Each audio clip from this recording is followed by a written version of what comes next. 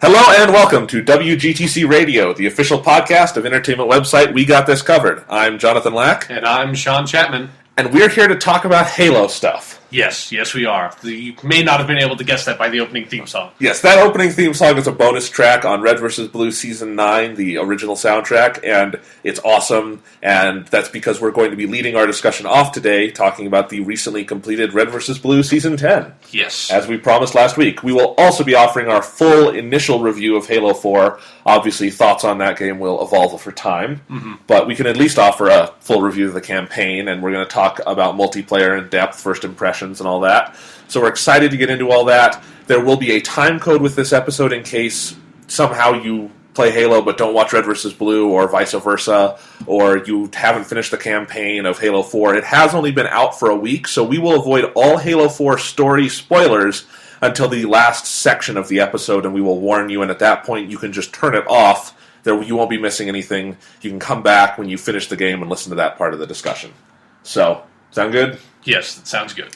All right, so let's get into it. Red vs. Blue Season 10 finished last Monday, a week from last week, with an episode, just a really, really good finale. Yeah. And let's recap really quickly. What happens is Carolina and Church find the director. They decide not to kill him. They find out he's a very sad old man. Yeah. Just playing the tape over and over of Allison, who he's tried to recreate as Texas, which kind of fills in a lot of gaps. Yeah. And then he decides himself that he's going to destroy all the Project Freelancer stuff forever. We also have a flashback to showing the origin of the entire Red vs. Blue series, where they've decided after all the events of Season 10 in the past, they're going to hide Alpha in Blood Gulch. Agent Florida, Butch Flowers, is going to guide Alpha. That was awesome. And then in the future, the Reds and Blues have also found a Blood Gulch-like place in Halo 4. Yeah. And they've settled down there, and Church and Carolina, they're going to go off and have more adventures. So, what did you think of the Season 10 finale? I thought it was really awesome. I thought this entire season has been really, really good, and especially at delivering a more sort of like dramatic, emotional punch, and that finale definitely solidified that aspect of the show to me. Oh, absolutely. I think what we were saying last time is that we loved this season up to now, absolutely, but we did want to reserve final judgment until the finale just because there were a lot of things that I think they needed to tie off in some way or resolve emotionally, and the finale more than did that. That's an example of how you do a good finale in any kind of TV-like medium. Even if this is an internet series that's every episode's only 7 minutes, that was a damn good finale. And the level of satisfaction watching it, not just because it tied off what this season was about, it brought the entire series full circle. Like, that could have been the last episode ever of Red vs. Blue, and it would be satisfying. It really feels like you could now put in episode 1 of Blood Gulch Chronicles and start again, and that cycle would just continue. And you have this new perspective on it. Yeah, that's definitely. While there are some things that I would like them to expand on in future seasons, because obviously the show's not done yet. This is not their last season, but yeah, I thought that was a really good way to sort of tie off this season and sort of get a cap on what the entire show's been about once they evolve the sort of Church and Tex relationship. Yeah. Yeah. I really loved how they handled every part of it. The whole idea of them going and finding the director and not choosing to kill him, that's a kind of a cliched plot point on paper, but they've developed Carolina so well at this point that I totally believed when she saw him she would make that choice. Church would make the choices he made, and that the director would be in that place. And I think what's so great about this season is they've played on our prior knowledge really well, where now that they've brought it full circle, there's all these gaps that Season 10 leaves, but we really know what happens. Like, what happens between Episode 19, where the sort of final big Freelancer action happened, and then now, because we know what happened to Freelancer, the fall of it in Season 6, and all the things that sort of happened as they kind of descended further and further into villainy, or whatever you want to call it. And I think it's really interesting. This episode, in just 7 or 8 minutes, really connected all those dots across the seasons, and did a fantastic job of it. I completely agree. It makes me want to rewatch Red vs. Blue, to sit down, because even though this has explained a lot, Red vs. Blue storyline is still super complicated because obviously they didn't have it all planned out when they started. But that's to their credit. Season 10, not just this finale, but the whole season has done a great job making it all feel of a piece. Yeah. Where, now, they've done enough establishing the freelancer world and the simulation troopers and all these that I can look at the first 5 and see them in the context we're meant to see them now. Mm-hmm. It doesn't feel like retconning. It feels like that works. Yeah. It is retconning, but it works really well. And that scene in the past where they're deciding where to put Alpha, and they answer like 20 questions in one go with Captain Butch Flowers and Agent Florida and what happens to Florida. Yeah. I was laughing so hard through that. Yeah, that was the bringing up the Florida thing, which I had completely forgotten about that. And then as soon as they Florida, yeah, that's like holy shit. They made that joke back in like season 3. Jesus, that's a long payoff. I know, and a payoff to Captain Butch Flowers, which is awesome, because he's always one of my favorite periphery characters. Yeah, just because Ed Robertson is so awesome in that role whenever he comes up. I'm just pleased as punch to help. I love that they brought him back for that one line. Yeah. And then I love the whole idea that the Reds and Blues are so incompetent that they killed a freelancer on accident who was going to be their guardian. And now you can see that in the context that because that happens right before the series opens, that's why things go to hell so fast. Yeah. That they can, Caboose can come in and just murder Church and set his, I guess, AI soul free or whatever happened there. Yeah, I'm still not entirely sure if they time traveled, how the time travel, what time travel, but yeah. Again, Red vs. Blue, even though this explains a lot, does not explain everything. Works well enough. Yeah, it works well. And, but great finale. Are there any other recent episodes? Because we revisited the series at like episode 10, 11, midway point. Mm-hmm. But, there's obviously been a lot since then. Are there any highlights for you that you'd like to mention?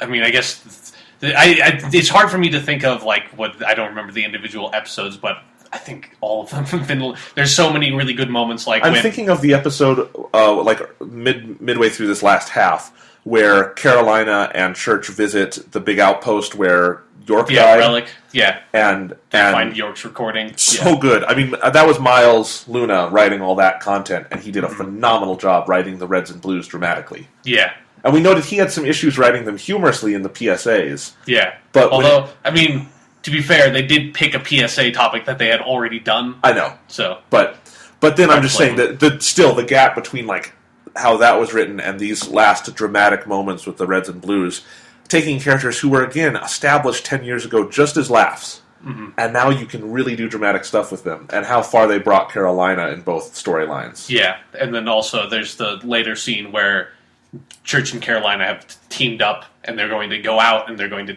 sort of drag the Reds and Blues along with them, but the Reds and Blues don't want to go, and they sort of, like, leave. Yeah. That scene was awesome. Yep. And then when they convinced themselves to come back. That scene was awesome. And I will say my favorite single episode, I think, ever of Red vs. Blue was in Season 10, and it's episode 19, and that's Tex storming the Freelancer base. The number of just phenomenal scenes, like, burned into my memory from that episode of not just action, but her versus Carolina in the anti-gravity room. I mean, those action scenes were great, but then also York and Carolina talking for the last time. Yeah. Or what I assume is the last time for them. And then Tex meeting Alpha in the, memory unit, or not in the memory unit, but in the AI unit. Just all these great scenes, culminating in the crash of the ship, and Carolina being thrown off, and sort of the birth of the meta. They did a great job with all of that. Yeah. One thing that's clear, though, is that what was Elijah Wood's character named? Sigma. Sigma was not nearly as big a character as they hyped him to be, which is fine, because I think he played his role in the story exactly what it was supposed to be, which is the agent that, or not literal agent, but the thing that makes the meta. Yeah. And I thought did a good job at that, Yeah, but I would have liked to, I still don't think he's quite gone. I think since the show's going to keep on going, I think the meta's probably going to end up coming back in some form. Because that, to me, that's the most disappointing aspect of the season, even though the season's been really good. But there was so much stuff that they could have done that's like, obviously, it would have been like a 5-hour-long season if they had done everything I wanted to see. But if more fleshing out the Sigma character, I think that would have been, I would have really liked to see that and see sort of what he does, why he really wants to sort of reform and become the Alpha again, and his motivations and that kind of seeing that aspect of the character. I think one episode with him would have been just one centric episode. I think would have done that. And that's all they needed. And I agree. I think they could have done more, but it's not a big disappointment to me. Yeah, because it kind of depends on what was the thrust of the season. I think the thrust of the season was a very sort of personal narrative told in both timelines. I mean, across the season, they did a infinitely better job than they did last year of connecting the two stories. Yeah, I think it's mostly because you came to realize that the season was mostly about Carolina. Yeah. And since she was in the present and in the past storylines, right. It helped to bridge that instead of it just being disconnected. I also think they edited it better and just the whole way they did it. I mean, it was phenomenal. And another highlight episode would be the penultimate episode, 21, where the Reds and Blues fight the Army of Texas. Yeah. And you have Caboose's outburst, "I hate taxes!" It's Texas. That too. Great work from everyone. Great voice acting throughout the season. Phenomenal animation from Monty Oum and his ever-growing team of animators. Yeah. It whatever their budget was this year, it was there on the screen, and it looked damn good. Yeah, I mean, again, I say every time we talk about Red vs. Blue, I think I have to say this word. It's just incredible to me that they're able to put out this show. Yeah. It's become a full-fledged show at this point to me. It's just, you don't have to say, it's an internet series, it's a comedy, it's a show. Yeah. And it's, how it's airing, who cares? It's a damn good show. I mean, I was talking to Sean earlier this week about, I'm thinking about what shows might go on my top 10 TV shows of the year list. I'm going to put Red vs. Blue on there this year. And I know it's not literally airing on TV, but it's a serialized format like that. And it's almost as good as anything I've seen this year. I mean, you can stream it through the internet onto your TV. Sure. There. TV show. Just one example of a show we really loved that we talked about a lot this year, Doctor Who. Red vs. Blue had a much better run this year than Doctor Who did. Yeah, or at least like the half season of Doctor Who. Yeah, whatever, the 2012 episodes. Yeah. That we're comparing. I mean, Red vs. Blue outpaced that from a sci-fi, comparing good sci-fi series. Yeah, I agree. Yeah. I mean, Red vs. Blue has become good, hard sci-fi. It's really interesting. And it's a universe unto itself. And it's so funny because the Halo universe is this massive, massive canon. And Red vs. Blue has become its own semi-massive canon. Yeah. So this weird sort of tangential kind of maybe Halo universe, almost kind of. I know. Very confusing. Anything else to say about the finale or the season as a whole? I think it's awesome, and I can't wait to see where they're going to go with the next season. Do you think this was their best year? I do. It's hard to say. I mean, I haven't yet watched the season in full, like as a movie, which is how I like watching them. I agree. So I'll have to wait and see how it plays like that. Yeah, I want to say yes because and that finale really cemented it for me. But I still season 6 and 8 are so damn good. Yeah. But this one to me I felt like throughout it I enjoyed it more while it was airing for one. And I think that's a strong point because that's something else they did well this year is that episodes were episodes. They weren't just chunks of movie released sort of in chunks. They were real episodes with sort of thematic thrusts unto themselves. And each week was a blast to watch. So, the other thing I want to talk about while we're on the subject of Red vs. Blue is this massive fucking box set I purchased. It is a massive. I mean, I just looking on the side, it says 14 disc set. Yes, which is insane. This is RVBX 10 years of Red vs. Blue. I got the Blu-ray set. It's 14 discs, all 10 seasons on Blu-ray in 1080p high definition with 4 discs of bonus features. I sold off all my other Red vs. Blue stuff to get this because I don't need it anymore, and I like having it all in one convenient location. Yeah. All mine are strewn about the place. Yeah, and I owned at least 2 versions of all seasons up to season 7 before I got this, so good to clean house on that. Yeah. But these are, of course, the remastered versions of seasons 1 to 4 without the reticle, in full widescreen. Yeah, without the tiny little letterboxed window that you got to watch the show on originally. Yeah. So, it's a pretty good set. I have reservations about, I don't think it's a great set, and, this is their first go at a massive box set like this, so I can forgive that. Yeah, I mean, the main issue... There are some issues, I would imagine, in trying to package a 14-disc set. Yeah, I mean... pretty massive. What I assumed they were going to do, because this is what most people would do, would be a series of either thin packs in a box or thicker packs in a box, because there's Blu-rays, if you see how Blu-ray TV shows are packaged now, like if you have Lost on Blu-ray, Mad Men on Blu-ray, they're all 3 to 6, 7-disc sets. Star Trek on Blu-ray is a great example, where it's a 7-disc set, but it's in just a regular Blu-ray pack, and they have these folding, cases inside it. But then each disc still gets its own hub. They're not under anything. It's a really good way to do it, and I thought they would just do a couple of those in a box.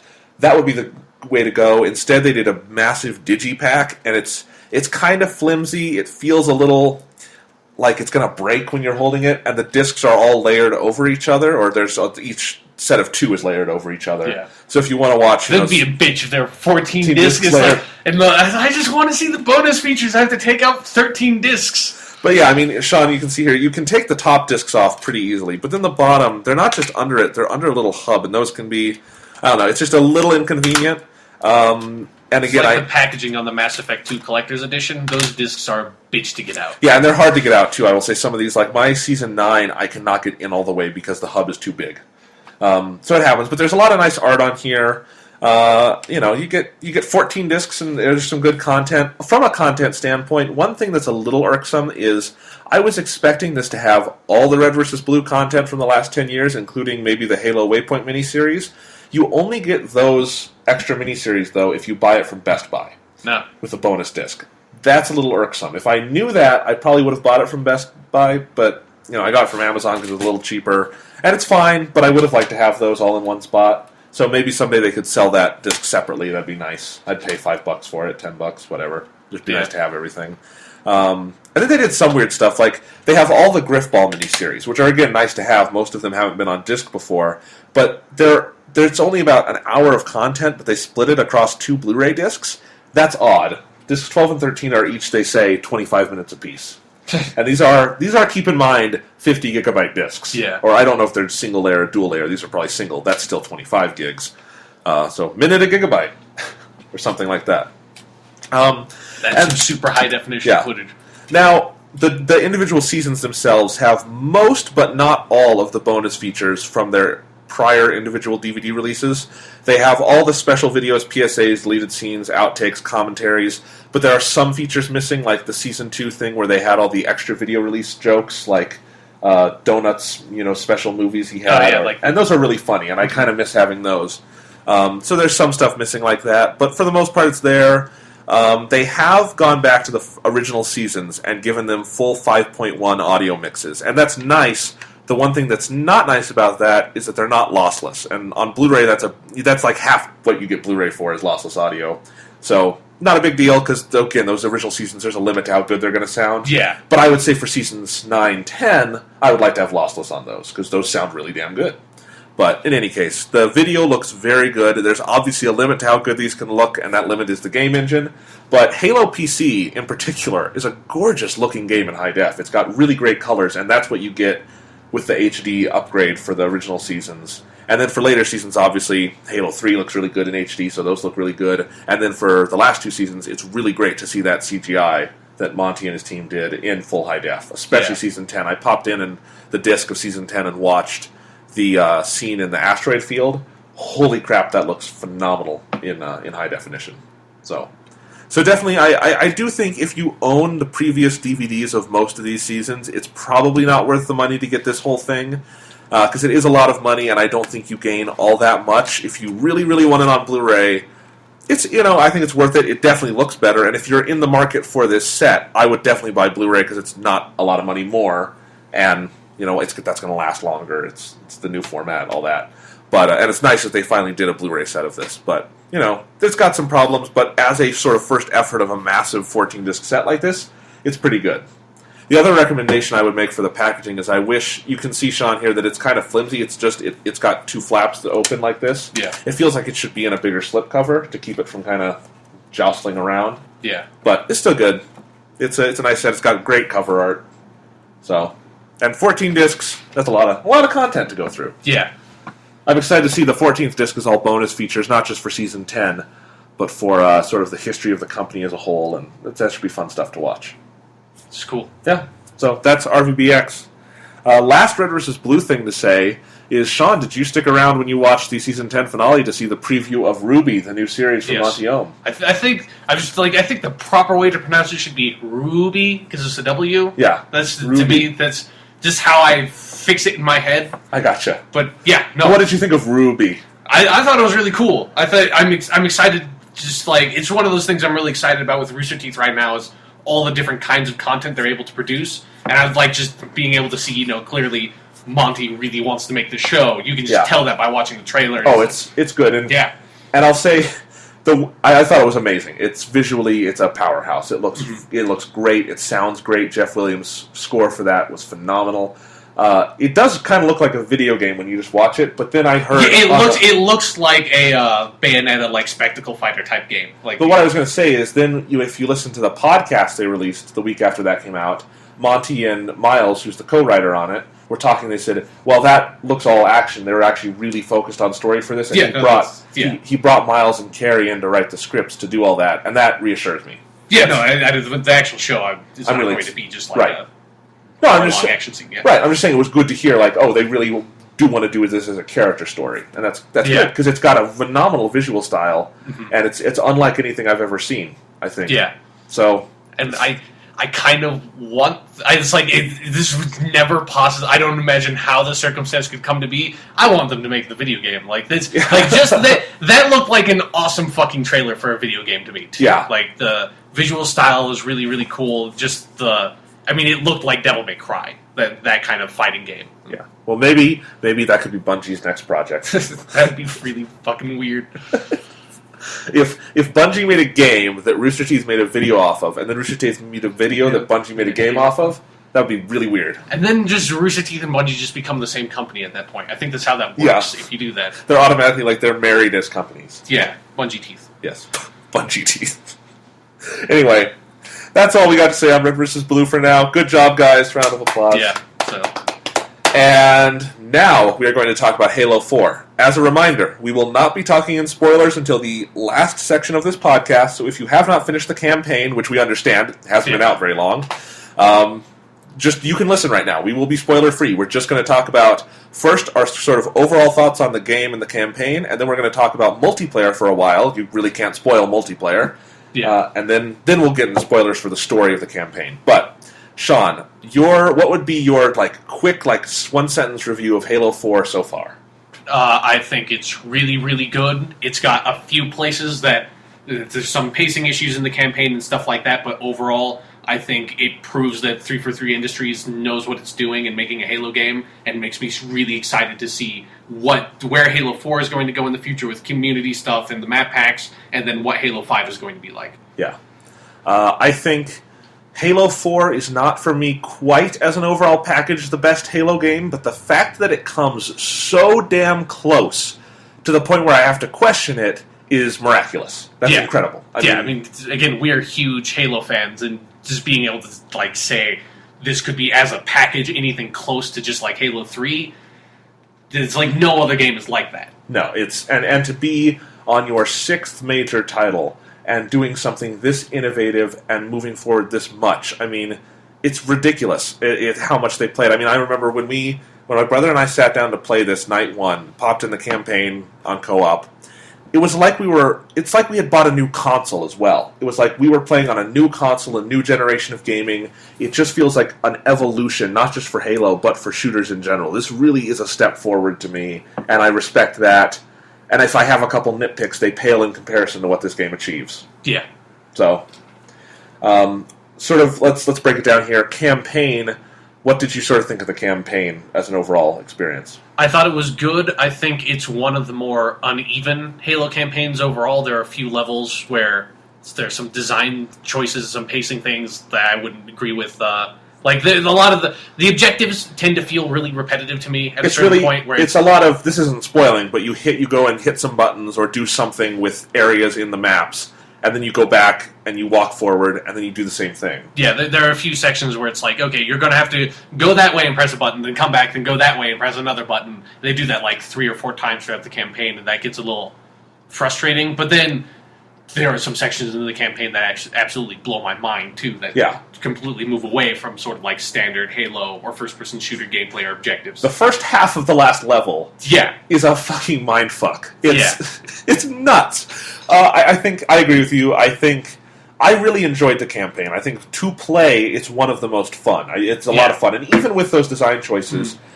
I don't think it's not fun to play those. It gets repetitive. They're still fun. I wish there was more variety. Yeah. But it's not like I was playing those things and I'm like, oh, I never want to do this again. I hate it. Yeah, it's not like Halo 2 campaign levels of I would not want to play this level again if I was playing through the campaign. And what I would say about the campaign is that even with those little design choices that are repetitive, it feels very, very polished. It's like when we put in Halo Reach for the first time and that level of polish on that campaign, it's the same kind of thing here, where it just feels like everything about it is really, really well done. It looks like Microsoft cut them a blank check, and they spent as much as they possibly could, making this the best it could be. And just as a playing experience, it's so tight and so well done.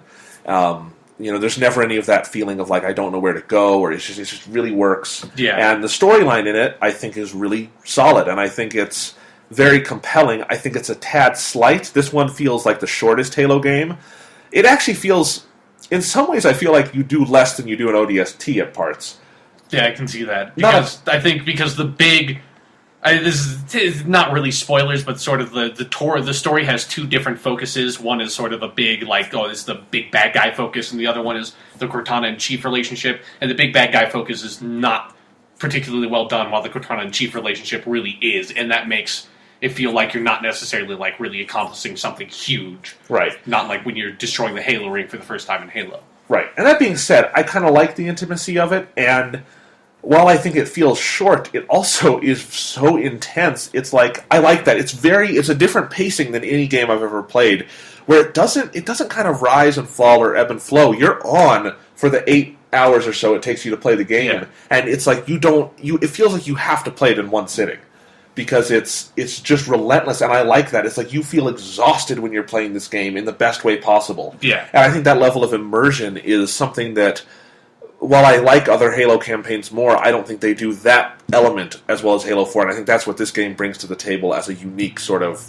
campaign element. Yeah, I agree. So, and I think the character relationship stuff is done better in this game than probably any of the other ones. The only one that competes with it would be maybe ODST a little bit.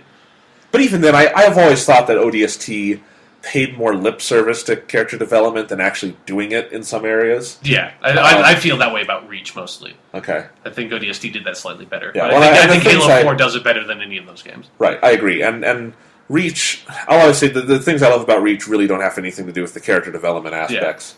Yeah. 3 obviously did a lot of good things too, but this one pushes it to another level. It really, that core relationship of the Master Chief and Cortana is done fantastically well, and just pushing them both in directions, really fresh directions, especially the Chief, who really steps into his own as a three-dimensional character in this game. Yeah. And Steve Downes is the name of the guy? Yeah. Steve Downes, brilliant. And we knew Jen Taylor was awesome, and the fact that she's great in this is no surprise.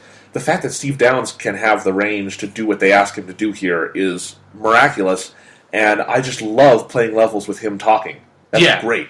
Yeah, I agree. I was really surprised by how good his voice acting was, because, he was obviously in the first Halo game. The Chief was mostly just a sort of player proxy. There's just the Chief's just this really cool guy, and Steve Downes was probably just cast as the Chief because he has a really cool sounding voice, not because he's a really good voice actor. Because all he had to really do was be like, "We'll be fine." And that's there. But now he can do so much more than they were asking of him originally, and what luck to have cast a guy who 10 years later could pay off like this. Yeah, no, exactly. I just can't believe how good he is as a voice actor, because I would never have expected that. Yeah, there are some individual scenes in Halo 4 that rank amongst the best voice-acted scenes I've ever seen in a game. Yeah. So, great work. Particularly, if you just boil it down to an action first-person shooter like the Halo games are, it's the best voice acting I've seen in an action first-person shooter by far. Oh, of course. And again, we make little nitpicks, but those nitpicks are in comparison to other Halo games. This is at the absolute top tier. Yeah, compared to storytelling in most action first-person shooters, it's just... Yeah, and gameplay and all these things. Yeah. It's at the top. And it's funny that we even have to make these nitpicks. It's just because they've set a bar so high for themselves. Mm-hmm. And they mostly clear it. So what can you say? It's still an A grade. It may be an A- for me, but it's up there. Yeah. Mm-hmm. So, I would totally recommend playing it, despite my little nitpicks. Yeah, it's phenomenal. Yeah, great game. So, but let's dive into the multiplayer in greater depth. They've made a lot of changes. Yeah, no, this is definitely where they're more... they put their mark on the series in terms of story in the campaign, but not necessarily gameplay that much. Where they're putting their stamp on the gameplay in Halo 4 is definitely in the multiplayer. And I for the most part, really like what an evolution this is. And I've talked to some people who don't like all the changes. My brother is a little ambivalent on some of it. And I guess my view is that if I want to play certain kinds of Halo multiplayer, they're still on. Yeah, if you want to play isn't- Halo 3, you can still play Halo 3. If you want to play Halo Reach, you can still play Halo Reach. Yeah, Reach is definitely a multiplayer, game built around variety and all these different things to do, and that's not going anywhere, and you can put it in at any time, and I will go back to Reach at points, because it has things 4 doesn't have, and 4 has things Reach doesn't have. They're very separate, I think. Yeah. But I'm fine with that, because what 4 does very well, and Sean and I were talking beforehand, it's really fucking addictive, isn't it? Yeah, no, it definitely... It's because it takes sort of that progression mentality that's evolved in the multiplayer first-person shooter space since Modern Warfare came out, and I think...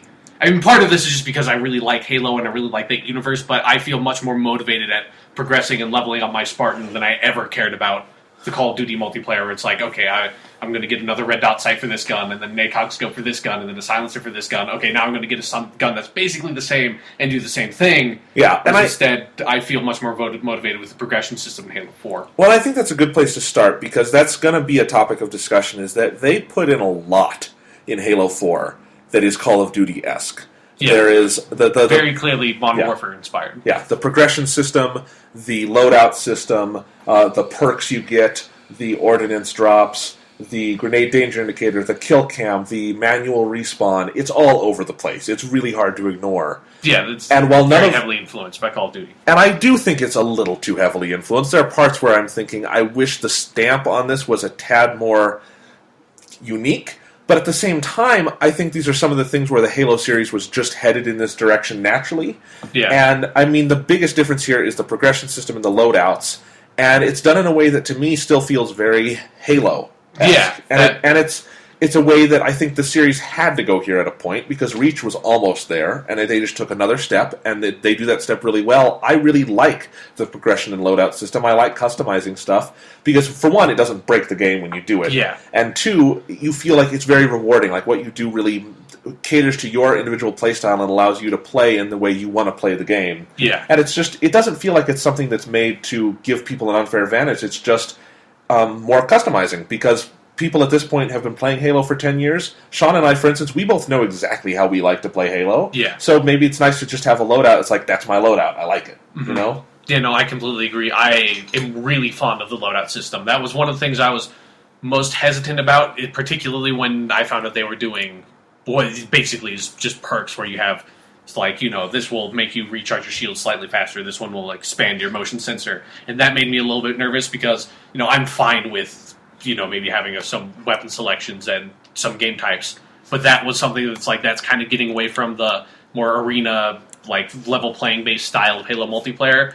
But I have not encountered anything in the loadout systems that I'm level 30 or something. So I've unlocked all the different perks. I haven't bought all of them using the Spartan Point currency or whatever it's called. But I have access to all of them, and it doesn't seem like any of them are game breaking. Any of them give you a particular advantage that's just everyone would have to have that one. They're all very slight things that will help you do certain things better in a Halo game, and if that's the kind of thing you want to do, then you pick that. And there will be some people who's I don't necessarily need to have a motion sensor on my screen when I'm zoomed in, but I definitely know some people who play Halo that would be the one they pick because that's how they play the game.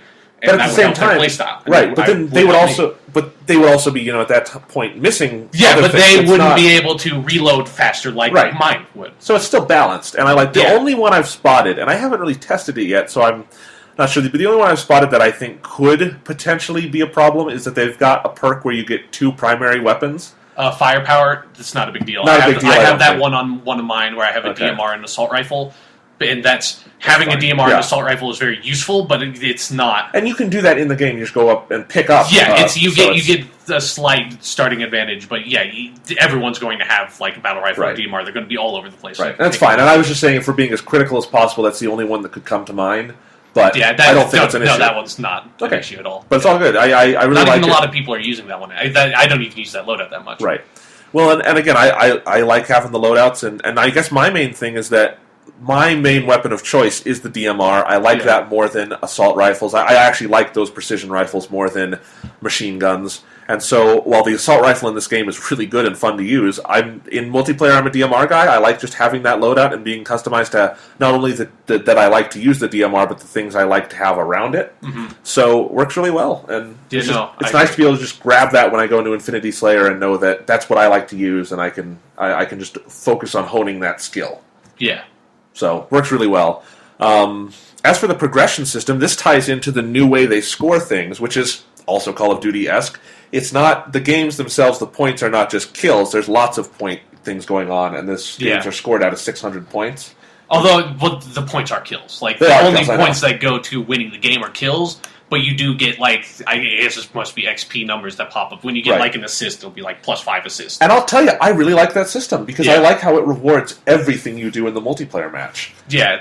It's particularly, I like, where before, whenever I got assists in a Team Slayer game, I didn't care, and now every time an assist comes up, I'm like, I helped that guy out, because it's like, +5 assists, it's like, I did something. That dude wouldn't have killed that guy if I hadn't took down his shields. Like, right. No, I think it definitely, there's a lot in this game, actually, in the point system that emphasizes teamwork, and I think that's good. Yeah, especially on the more objective-based game types where you can get a lot of just like little pop-ups for defending flags and stuff like that. I will say this definitively. This is the one thing I'm sure about in Halo 4 is the objective game types have never been as fun as they are in Halo 4. I agree. They've been perfected. This is awesome. Like I've always loved things like Capture the Flag, but I can't stop playing them now. They're so well done. Yeah. And there are some new ones too that are really good. So, yeah, those are really polished. But I guess we'll go individually by game type later. Yeah. But no, I really do like the point system. I like how everything you do sort of matters, and you can get a lot of points depending on everything you do, not just whether if someone steals your kill, it's like, oh, damn. Now you're like, oh, I still got 5 points for that. Yeah, I got an assist. I also got like a little point towards my assist commendation. And I like that nice feeling that Call of Duty, that's one of the things that Call of Duty did really well with their progression systems, is like, I always feel like I'm doing something, even if I'm not like the number one dude in the game. Absolutely, and I that's something I actually always wanted them to bring into Halo from Call of Duty. One of the rare things that I really thought Call of Duty had a leg up on. So, whole scoring system is fun. It just adds. It feels like multiplayer hasn't been overcomplicated, but it's become a little more multifaceted in how you play it. Yeah, and it sort of motivates you to keep on playing the multiplayer because you have things to play for in the multiplayer. Where in past Halo games, even though I do really like this style of gameplay, it does, once you've gone to the newer like Call of Duty type gameplays and you try to go back to like Halo 3, it feels a little bit empty where it's like, I won a game, but it's just like, and that's it, and it's like I've won this 15-minute match and that doesn't contribute to anything else in the game. It's just one little isolated segment of gameplay all on its own, then I can go do another one. And obviously Reach did a great job expanding on that and doing a really good job of everything you do mattering. But Halo 4 took it to a level where literally everything you do matters. Yeah, where now you have a sort of gameplay impacting, one that doesn't break the game, but there's a gameplay impacting benefit for you by playing well, because you can now unlock new things for your loadouts. Right. I mean, Sean and I were talking about this earlier on last week's podcast. One of the problems with Call of Duty these days is that because of the way they do progression and loadouts, if you bought Call of Duty Black Ops, let's say, that's a 2-year-old game. Yeah. You buy that today and you play it because you think it looks like a good game. It is. It's a fun game. But if you play it today and you're on day one, you've never played it before, you're fucked. You're not going to be able to do anything against the players who have fucking ridiculous, hand machine guns and like Uzis as their secondary. Yeah, they've got like their leveled up versions of all the perks, and Call of Duty, the progression system is when you are higher level, you are going to wipe the floor with everyone that is lower level than you. I mean, to a certain, if like level 50 and level 60, it's basically the same. But a level 1 playing against the level 20, you're fucked. Like, the level 1 can't even make his own class. The level 20 dudes, he's got his M16 with an ACOG scope and a fucking, like, grenade launcher and all that stuff. You're dead. Yeah, and Halo... Nobody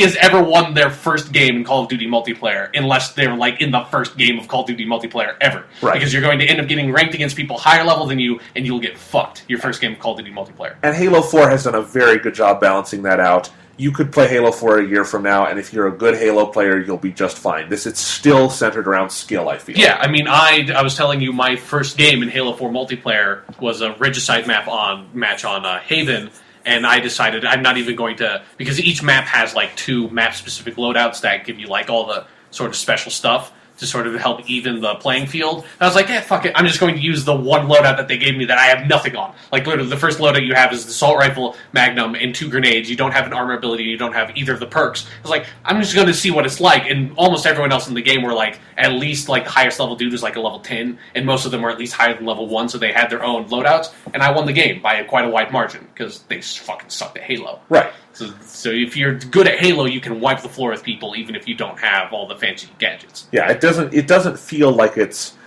changed in that sense. It just feels like there's a lot more, customizable to who you are as a player, not as, I want to be able to cheat, essentially, or game the system. Yeah. That's not what it's about, and I like that very much. I've had a lot of fun playing with loadouts and things. Mm-hmm. So here's a question. Yep. What do you think of ordinances so far? I like it. There's there's a sort of 2 different types of ordnance. There's the ordnance drops on the maps that sort of replace static weapon spawns, and then there's your personal ordnance.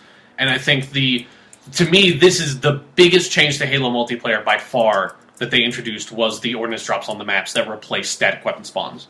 Because that was how you played Halo before. That was how you sort of like controlled maps. That's how the maps flowed, was around those static weapon spawns. And that's gone now because how ordnance drops works, and I'm pretty sure it's on every single game type, is at the beginning of a match, and then it's for different game types. It's at different intervals of time. It'll happen again, but there'll be on sort of like randomized weapons in randomized locations. I mean, it's like a set number of randomized weapons, a set number of random locations. Obviously, it's not like a Magnum's going to spawn instead of a rocket launcher, but there'll be there might be a rocket launcher or a concussion rifle or a fuel rod cannon. But those will drop down in points on the map at the beginning instead of, I'm playing on Ragnarok, the sniper rifle is always going to be there, the Spartan laser is always going to be there, the shotgun is always going to be there. And so the weapon spawns are different basically every time you play. Yeah, and grenades are like that too. So personally, I actually like it, and I think I like how it kind of mixes up gameplay, and it adds this element of sort of randomness or unpredictability. Mm-hmm. And I think you also get into some fun things because everyone can see those ordinances. They're located, they're on your visor. You get into fun battles where it's like there's 2 plasma grenades, 5 people go for those plasma grenades. It becomes a bloodbath. Yeah, no, definitely it introduces. I mean, yeah, I don't think. I'm still, because like I said, this is by far the biggest change to the gameplay. It's very different. I still don't know quite how I feel about it.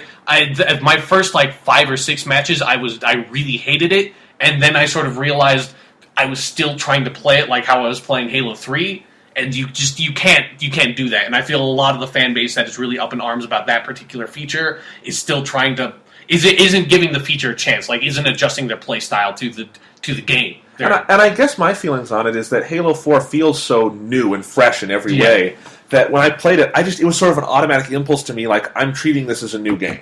Yeah. And there are certain things that of course I know how to play Halo, and so that's how I still play it, but it's sort of like, I'm like, oh, that's different. That's fun. I just kind of like the differences, and I liked that, and I've had fun with it so far, and again, I don't know if it's a change for the huge better or anything. I don't think it makes a massive qualitative difference. But it's a different kind of gameplay. It is. I'm just saying, I don't know if I would say it's better, worse, whatever. Yeah, no, but I like it. It's a weird thing. I still don't quite. I've played. I mean, I was looking at this on Halo Waypoint. I played an hour of the game. I mean, a lot of that is campaign stuff because I played through the campaign twice. I'm level 30. An hour? You mean a day? Yeah, a day. But not an hour. Yeah, you've only played 1 hour, Sean? Yeah, I played a day of the game. I can make a mistake. I've not gotten as much sleep as possible. But yeah, I've played a lot of the game. I'm Spartan rank 30. So I've had a lot of time to try to get used to it, and it's still. I think one of the things it does that I don't necessarily like that much is it gives. I don't have as much a sense of my place in the map, because that's how I mean, at least me personally, that's how I understood Halo maps, was by the weapon spawns. And there are some maps that do have certain weapons that always spawn at the beginning of the map, like what I think is a Drift has a energy sword in the middle. Ragnarok, the Valhalla remake, has sniper rifles in the same places, and the Spartan laser in the same place, and it will still have ordnance drops. A Drift has a sniper rifle up in this sniper dock always that I go for. Yeah, so there are still some static weapon spawns, but by and large the power weapons, and on some maps there are no static weapon spawns. They come from randomized weapon drops, and so you sort of have to like the maps don't have such a unique identity to me because of that. Because I don't have this like I'm always going for the sniper rifle on this map, and I need to be conscious that's where the sniper rifle is going to be. You never have this sense of like I always know what weapons there are on the map, and I always know like if my team does not have the sniper rifle, their team has a sniper rifle. You don't have that sense anymore, so you have to like the gameplay is much more improvisational in a way because you don't have this sort of once you've played enough, you don't have this knowledge of like this is my basic understanding of how this map plays always every single time because the map will play different every single time, and that's a good thing and a bad thing. It's a bad thing in that you don't have these sort of complex strategies you can now enact based on your knowledge of the map, which is a good thing because now you're forced to be more on your feet. So it's like it's a different kind of gameplay. I totally agree with that. Is what I was going to say is I totally see and agree with the trade-off in that you are losing some of those complex strategical methods, and I see that. But I think the trade-off to have some more variety, I like that too. So it's like, again, I don't think it makes a huge qualitative difference. I still think it's fun, and I do like some of the new things it brings to it. So I don't know if there's much more to say. I do think it's worth talking about the grenades now. Those have been reworked pretty substantially. I mean, obviously it's all sort of loadout based now, that once you get to a certain point, you can use plasmas or frags, depending on what you would like. Or if you're an idiot, you can use the new Promethean pulse grenade. Yeah, what do you think of those? They're fucking useless! Okay. I have no idea why. Like, Halo has this weird thing where they've tried several times to come up with another grenade type to throw in with the frags and the plasmas, like they had the spike grenades and the fire bombs. It's like, it's never worked out. I mean, the spike grenades were fine, but they were basically just plasma grenades. And the fire bombs were just completely overpowered, and now the pulse grenade's on the completely other level. It's like, it is shit. Like, there's no... You can use it... Like, there is potential to use it for, like, area denial, because it has, like, if you haven't really played that much Halo 4, the pulse grenade's the new grenade type, where you throw it, it hits the ground, bounces up, like, a couple feet off the ground, and sort of expands this sphere of energy, that if you're in that sphere, you start taking damage, and then at the end it explodes. I've never killed anyone with it. I've killed like maybe 2 enemies in the campaign with it. I've never been killed by it, certainly. Not in the campaign and not in multiplayer, and the Prometheans use those grenades all the time. I've never been killed by one. I have gotten kills with it in multiplayer, but that doesn't mean I think it's a good grenade. Dude, I mean, one of the reasons why I haven't gotten kills with it in multiplayer is I tend to just try to avoid it. I've picked it up, I don't have any other grenades. I don't know why. Maybe I'm just a masochist, but I've like been very adamant. Like, if I see them, I'm going to grab them. I'm going to try to use them because I want to see if I can. And it's worked on occasion, but mostly it's just frustrating. But whenever you've gotten a kill, is it because the other dude was a complete idiot? Because I can't imagine. Like, I can't imagine what I would have to be doing to get killed. Like, I would have to be almost dead and be like on my last little bit of health, and then accidentally stick like a pinky toe into the radius of the sphere and just get I was fucked anyways. Like, I can't imagine how I would die from the pulse grenade. Well, the way I play Halo is I'm always on the move, so it's like I don't even know how I would get killed because I move around and because move around. It does damage. So like I could see it being able to kill you if it killed you basically instantly if you stepped in the sphere, but it's like a very gradual drain. Like you're easily able to get out of the center. If you're in one end of the sphere, you can just walk out to the other end of the sphere and be totally fine. Yeah, just go crouch somewhere for a second and heal. It's never going to kill you. You can maybe use it for area denial, where it's like, especially in campaign, you can use it to sort of block areas. But I found the only way you can use pulse grenades in any sort of effective way is you have to, because you will always get them in pairs, just throw both of them at the same time. Just like right kind of next to each other, so that you have this because it doubles their effectiveness. But, doubling .0001 is .00002, so it's not that effective, but it's double. Yeah, so not a great grenade. Yeah. But what do you think of how frags and plasmas work in this game? I think it's kind of weird. I'm really shitty at sticking people with plasma grenades now. Where I was used to be pretty good at it in Halo 3 and Halo Reach. I don't know why that is. And I'm better with frag grenades now. I agree, actually, yeah. I mean, I unlocked plasma grenades, and I used it on my loadouts for a little bit, and I was like, no, I'm going to go back to frag grenades, because I'm much better at using the frag grenades than the plasma grenades, because I'm almost never getting sticks. Yeah, and I guess I've always been better at frags, because it's the amount of SWAT I've played, and that's all you get, but... Yeah. No, I agree. I think I'm a little better even than before with frags, and plasmas are a little hard to use, but there's also not much of an emphasis on plasmas. My brother thinks they've kind of broken grenades in this game. Do you agree with that? I don't. know. How does he think that? What is his he reasoning just there? feels like he can't do anything with them, and that they're so much less effective. I agree, they're not quite They're as less powerful, effective but than reaches because your movement speed's much higher. But I don't think it's about where Halo 3's were. Like Yeah. Halo 2 and Halo 3's grenades are kind of like the same level of effectiveness. Actually, I'd say Halo 4's is slightly more effective than the grenades in those games. No, that's what I was going to say. Is I don't agree with that. I wondered if you'd heard that. From Aside else. from the plasma, like I haven't heard that from anyone else, other than the Okay. plasma grenades. Where again, I don't know. It's just like this kind of happens with every Halo game, but it's particular for this one. It's maybe because I don't get plasma grenades as often, but I don't know why I can't get sticks. Like I don't know what I need to adjust to try to get them more. Like I've only ever been able to really get like stick vehicles. I've gotten like maybe 2 stick kills in all the multiplayer games I've played. Yeah. What do you think of vehicles in this game? I want to give mad props to whoever designed the new Warthogs because they are unbelievably fun to play with. They drive well. Yeah, I think what I really like about how the vehicles handled now, particularly the human vehicles, is that it feels like a real vehicle now. Like it feels like when you're going forward, you have that proper amount of forward momentum that like a tire vehicle will give you. Whereas in the past Halo games, it sort of felt like a little bit of like the Covenant vehicle floatiness kind of got mixed in with the human vehicle controls. Where you're kind of sliding around a lot more than a vehicle with tires would. And when you're like going forward, you don't feel like, all 4 of my tires are like pushing that dirt out and moving me forward. There's definitely something really satisfying about how those drive. And then also I think they've perfected some of the Covenant vehicles too. Yeah. And then we have the Mantis as a new human vehicle kind of thing. What do you think of the Mantis? The mech, I think it's I haven't been used it that much in multiplayer yet because it's only on only on Ragnarok. Yeah. But I think that it's featured in 2 levels of the campaign. I thought those levels were really fun. I agree. I liked it in campaign a lot. It broke up. It added some nice variety.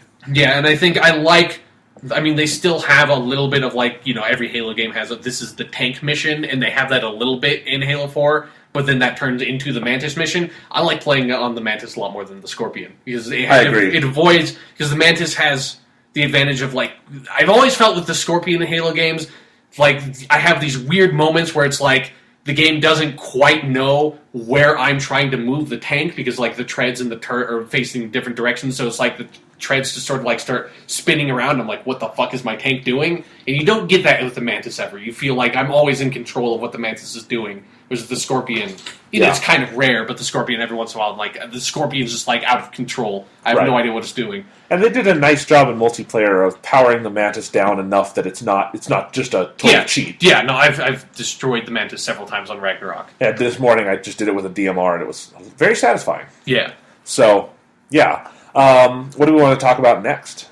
I don't know, do you want to go through some of the weapons now? I think we do, because we've been talking about grenades and those sorts of things in vehicles. So weapons, a lot of returning things, and then all the new stuff is mostly in the Promethean categories. But for multiplayer, we would really just focus on the human weapons. So let's just start with at the beginning, assault rifle. Yep. First thing I want to note is that, and I think maybe we can go into more depth on this later, is that Halo 4 has the best sound design I've ever heard in a game. It's by far. The sound design is amazing in Halo 4. And for what we're talking about right now, it's the weapon sounds, which have all been completely re-recorded, it's unreal. Yeah. It's like you're in the middle of a firestorm and you get scared. Yeah, no, they definitely... I mean, the sound design has never been bad in Halo games. I mean, usually it's really, really good. I thought it was really good in Reach, too. But there's something about the sound design, the weapon sounds in particular in Halo 4, that are just they feel really powerful. They feel really good to shoot. Oh, and in the most in the biggest moments of campaign, the most crowded moments, it's like you're drowning in sound, and it's great. I have a 5.1 system at home, and it's the best use of that 5.1 in any game ever, and maybe even any movie I've ever watched. It's so well done. And my favorite weapon sound is probably the assault rifle. I just love the sound it makes, and while that's never been my preferred weapon to use, I like playing with it just because it sounds so cool. Yeah, no, I agree. But how do you think the assault rifle plays in this game? I think it plays really well. I think the assault rifle is now kind of at where I think it's needed to be since they brought it back in Halo 3. Yeah, I agree. The assault rifle, even though not really that much on Legendary, but I mean, I played the campaign first time through on Heroic, and the assault rifle was a useful weapon. Whereas in Halo Reach and Halo 3, if you were playing on anything other than normal, the assault rifle was practically useless. Yeah. And so I think I mean, and even in multiplayer on some of the smaller maps, that's why I have that one loadout where I have the firepower perk, is because the assault rifle is really effective at close range. It's a really good, reliable close range weapon, and it will tear people apart if you get close up enough. Right, I think they found a really good power balance for it, where it's not too weak, but not crazy strong. Yeah, it feels as close to the Halo 1 assault rifle as we've gotten. And I think it's better than the Halo 1 assault rifle in sort of like gameplay sense, because it's got more range and it doesn't have the ridiculous 60-round clip. I agree. But it's definitely now it has the damage brought back up to where it needs to be to sort of match a certain level of effectiveness. And it looks and sounds awesome. Yep. Now, one of the really interesting aspects of Halo 4 is that we have the battle rifle and the DMR. And the carbine and the forward light rifle, like all. We'll get to those later, but I think like these two particularly, you have to kind of talk about in a pair, because the DMR and Reach replaced the battle rifle, and now they're both back, and it's fun to kind of compare them now directly. Yeah. Where do you come down on that? For me, it depends on the map. That's why I like with the loadout system. Right now I have 4 loadouts unlocked, and I use all 4 loadouts just on different maps. Yeah. And for me, battle rifle is, if I'm on a map like Adrift, this is battle rifle, because it's much better at medium range because of the 3-round burst. Even though, I mean, if you're really, really, really good at Halo, you should use the DMR 100% all the time.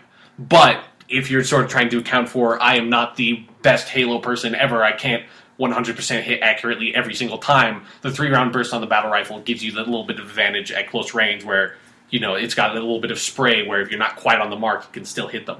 Yeah. And for me, the DMR, if I'm on any map that has any sort of like long sight lines, the DMR completely destroys, because it's much more accurate, and it's got a better scope, it's got longer auto aim, and it's really fucking fun to use. Yep, and I agree, and I still default to the DMR in most scenarios because I am really accurate with it, and I'm really good with it, but obviously at medium range it's still good to have the battle rifle because it gives you a little leeway. Yeah. And so I'll usually shift, on map, obviously, depends on the map you're on.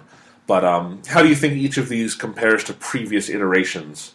I like the battle rifle more than I've ever liked the battle rifle before. I agree. I thought I like the Halo 2 battle rifle quite a bit, but that's because there was sort of no other weapon in Halo 2 that sort of would fill in that gap. And then in Halo 3, I thought the spread on the battle rifle was a little bit too big, so I always felt like I should be getting more headshots than I actually did. And now I feel like, especially partially because of the DMRs in the game now, sort of like fill in that other side of the gap, where I feel like the battle rifle's really useful when I need to use a battle rifle. And I never feel like the battle rifle's not doing what I want it to do. Well, that's important to note, because I think that was an interesting challenge to put these two and have them coexist in a way that makes them both feel very necessary, and they totally did that. Yeah. So, what do you think of the DMR is pretty much just the Halo Reach DMR without the bloom. Yeah, the bloom is basically almost taken all the way down. I mean, I think you might, I haven't tried, but I think maybe if you fire semi-automatic through the entire clip, you might see the bloom over-encompass the reticle, because it's still there in the middle, but it's so slight that it's... I haven't actually even noticed it. I didn't know it was there. I mean, it's got the little thing and it'll expand out, but I've never seen it go... It might just be to sort of give you this little sensation when you're firing the gun, but I've never seen it expand all the way outside of the primary reticle.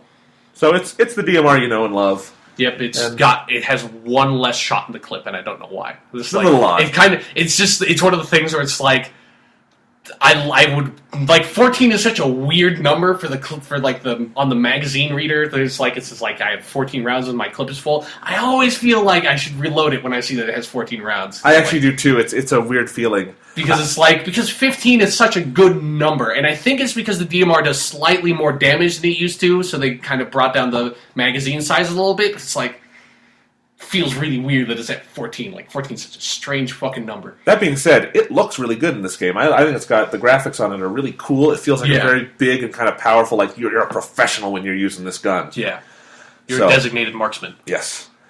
All right, Magnum. It's the Magnum. Yeah, it's basically I've not found any difference from it from Reach. It's that's great because the Reach Magnum was exactly what it needed to be. It's highly usable. Yeah, it's a good sidearm. It's something to fall back on, and if you're, if you have an assault rifle and a Magnum and you need to get a headshot, you can pull out your Magnum and get a headshot. Yeah, or if your DMR is running low and it's don't have time to reload, swap them out. and go for it, and it shifts really well. It works well with pretty much any weapon. Yeah, it's a good sidearm, and that's like all the people being like, "Oh, they missed the Halo 1 pistol." It's like, no, I mean, I get the Halo 1 pistol is really fun to use and cool, but we have the DMR. Like the DMR is the Halo 1 fucking pistol. Yeah, you assholes. And I like not having Master Chief run around the campaign with a pistol out the entire fucking time because that's stupid. Yeah, then why would he?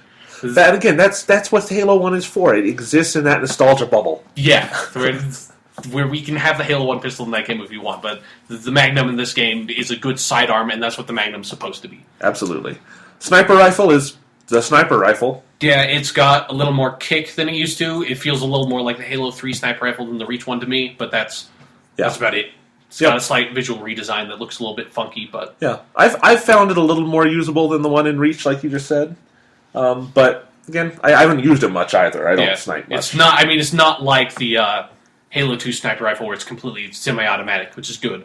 Yeah. The Halo 2 sniper rifle was ridiculous because you never needed to get a headshot with the Halo 2 sniper rifle because you just fire 2 rounds as fast as possible and they would just both go in the same spot. Yep. So now we need to talk about the Promethean weapons, which are obviously the big new addition to... Or did we not finish with the... We did not finish with the UNSC. We didn't get into any of the new weapons in the UNSC. Oh, okay. There are a lot of UNSC weapons. So wait, is the railgun and the saw, are those human weapons? Yeah. They fired... human stuff. They look like human weapons. You see on the saw or on the railgun, they even have the UNSC. I see it now. Right, okay, I haven't used them much. The saw is a really good gun. Yeah. Okay, sorry, we are not going into Promethean weapons now. Yeah, I don't know why you're... Talk about the railgun, Sean. It feels like an unnecessary weapon to me. It does. I really like it. What do you do with it? You kill people with it. It's like an anti-personnel Spartan laser to me. That's because it's got a short charge time. It's very accurate, but it doesn't have a scope. But I found out if you start charging it and then zoom in with the binoculars, it doesn't kick you out of the binoculars, so you can kind of scope in with it that way, which is really fun. I think that it is... I mean, most of the new weapons in Halo 4 are kind of redundant. I think we'll get to talk about that more in depth once we get to the Promethean weapons. I think the railgun, whenever I can get it on an ordnance drop, I always like to because I think it's really fun to use. Okay. Killing people with the railgun is really fun. Okay. And that being, and as you say that, I like getting the saw on ordnance drops. That's a fun one to use, and it's arguably overpowered, but delightfully so. I wouldn't say it's overpowered because it's only particularly effective at close range. That's true. But yeah, I mean, you feel powerful using that. Yeah, and that's where some of the sound design really comes to the forefront. For those who don't know, the saw is basically light machine gun in the Halo universe now, where it got like a really huge fucking clip. It's got a pretty long reload.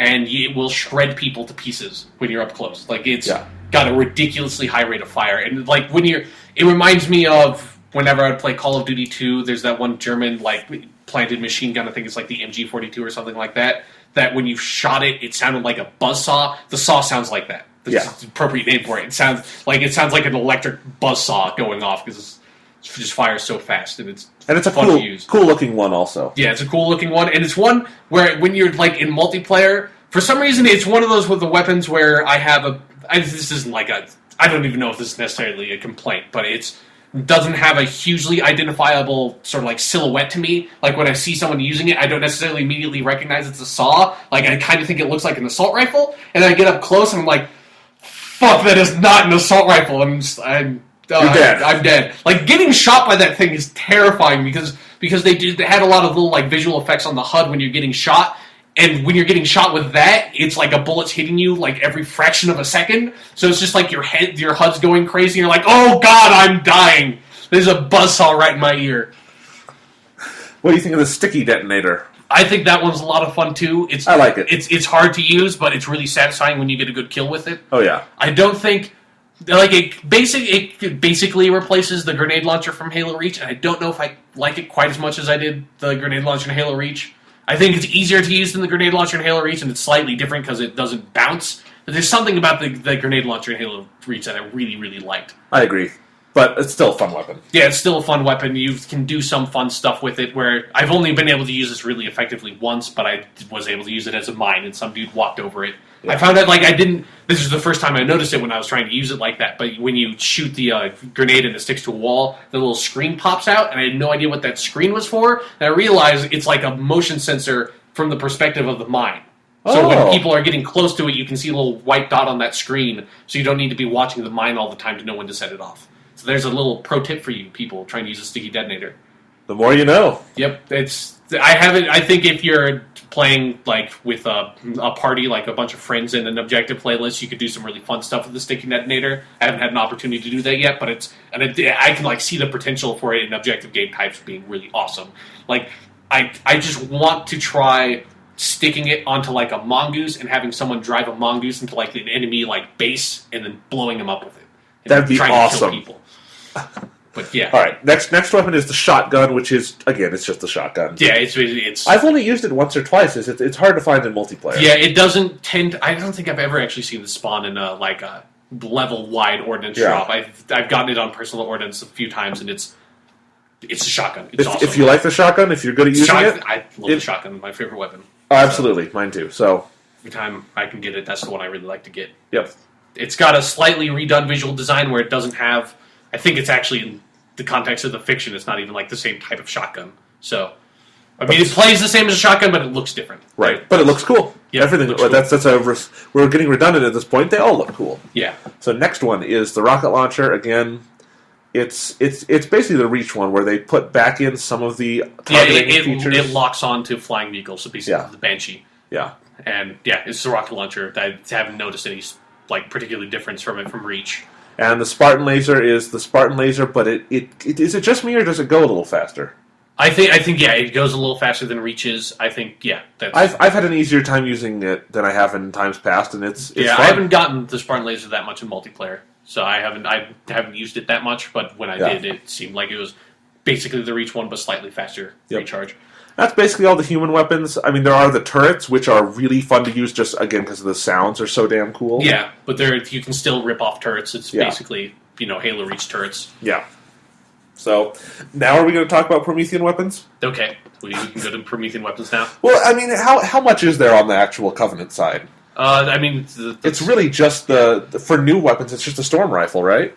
Yeah, and the storm rifle is basically the plasma repeater from Halo Reach, only it's brought to it's basically just the Covenant assault rifle. I really like it. I think the storm rifle's fun. Although, you have the Covenant carbine, which is I think really good to have. Again, I like that. It's like it's sort of more Covey DMR or something. Yeah, it's got a sort of like more medium range. It's basically how it played in Halo 3. The Needler's a little. It's funny. The Needler looks more like it did in Halo 1, plays more like it did in Reach, but it's I mean the Needler's pretty effective weapon. I don't tend to like to use it because you have to like get the people in a really specific situation for it to be effective. Yeah. But the Needler's really fucking good in campaign. That's a tip for Legendary, for people. Get the fucking Needler if you can get the Needler, because that will kill Promethean Knights really well.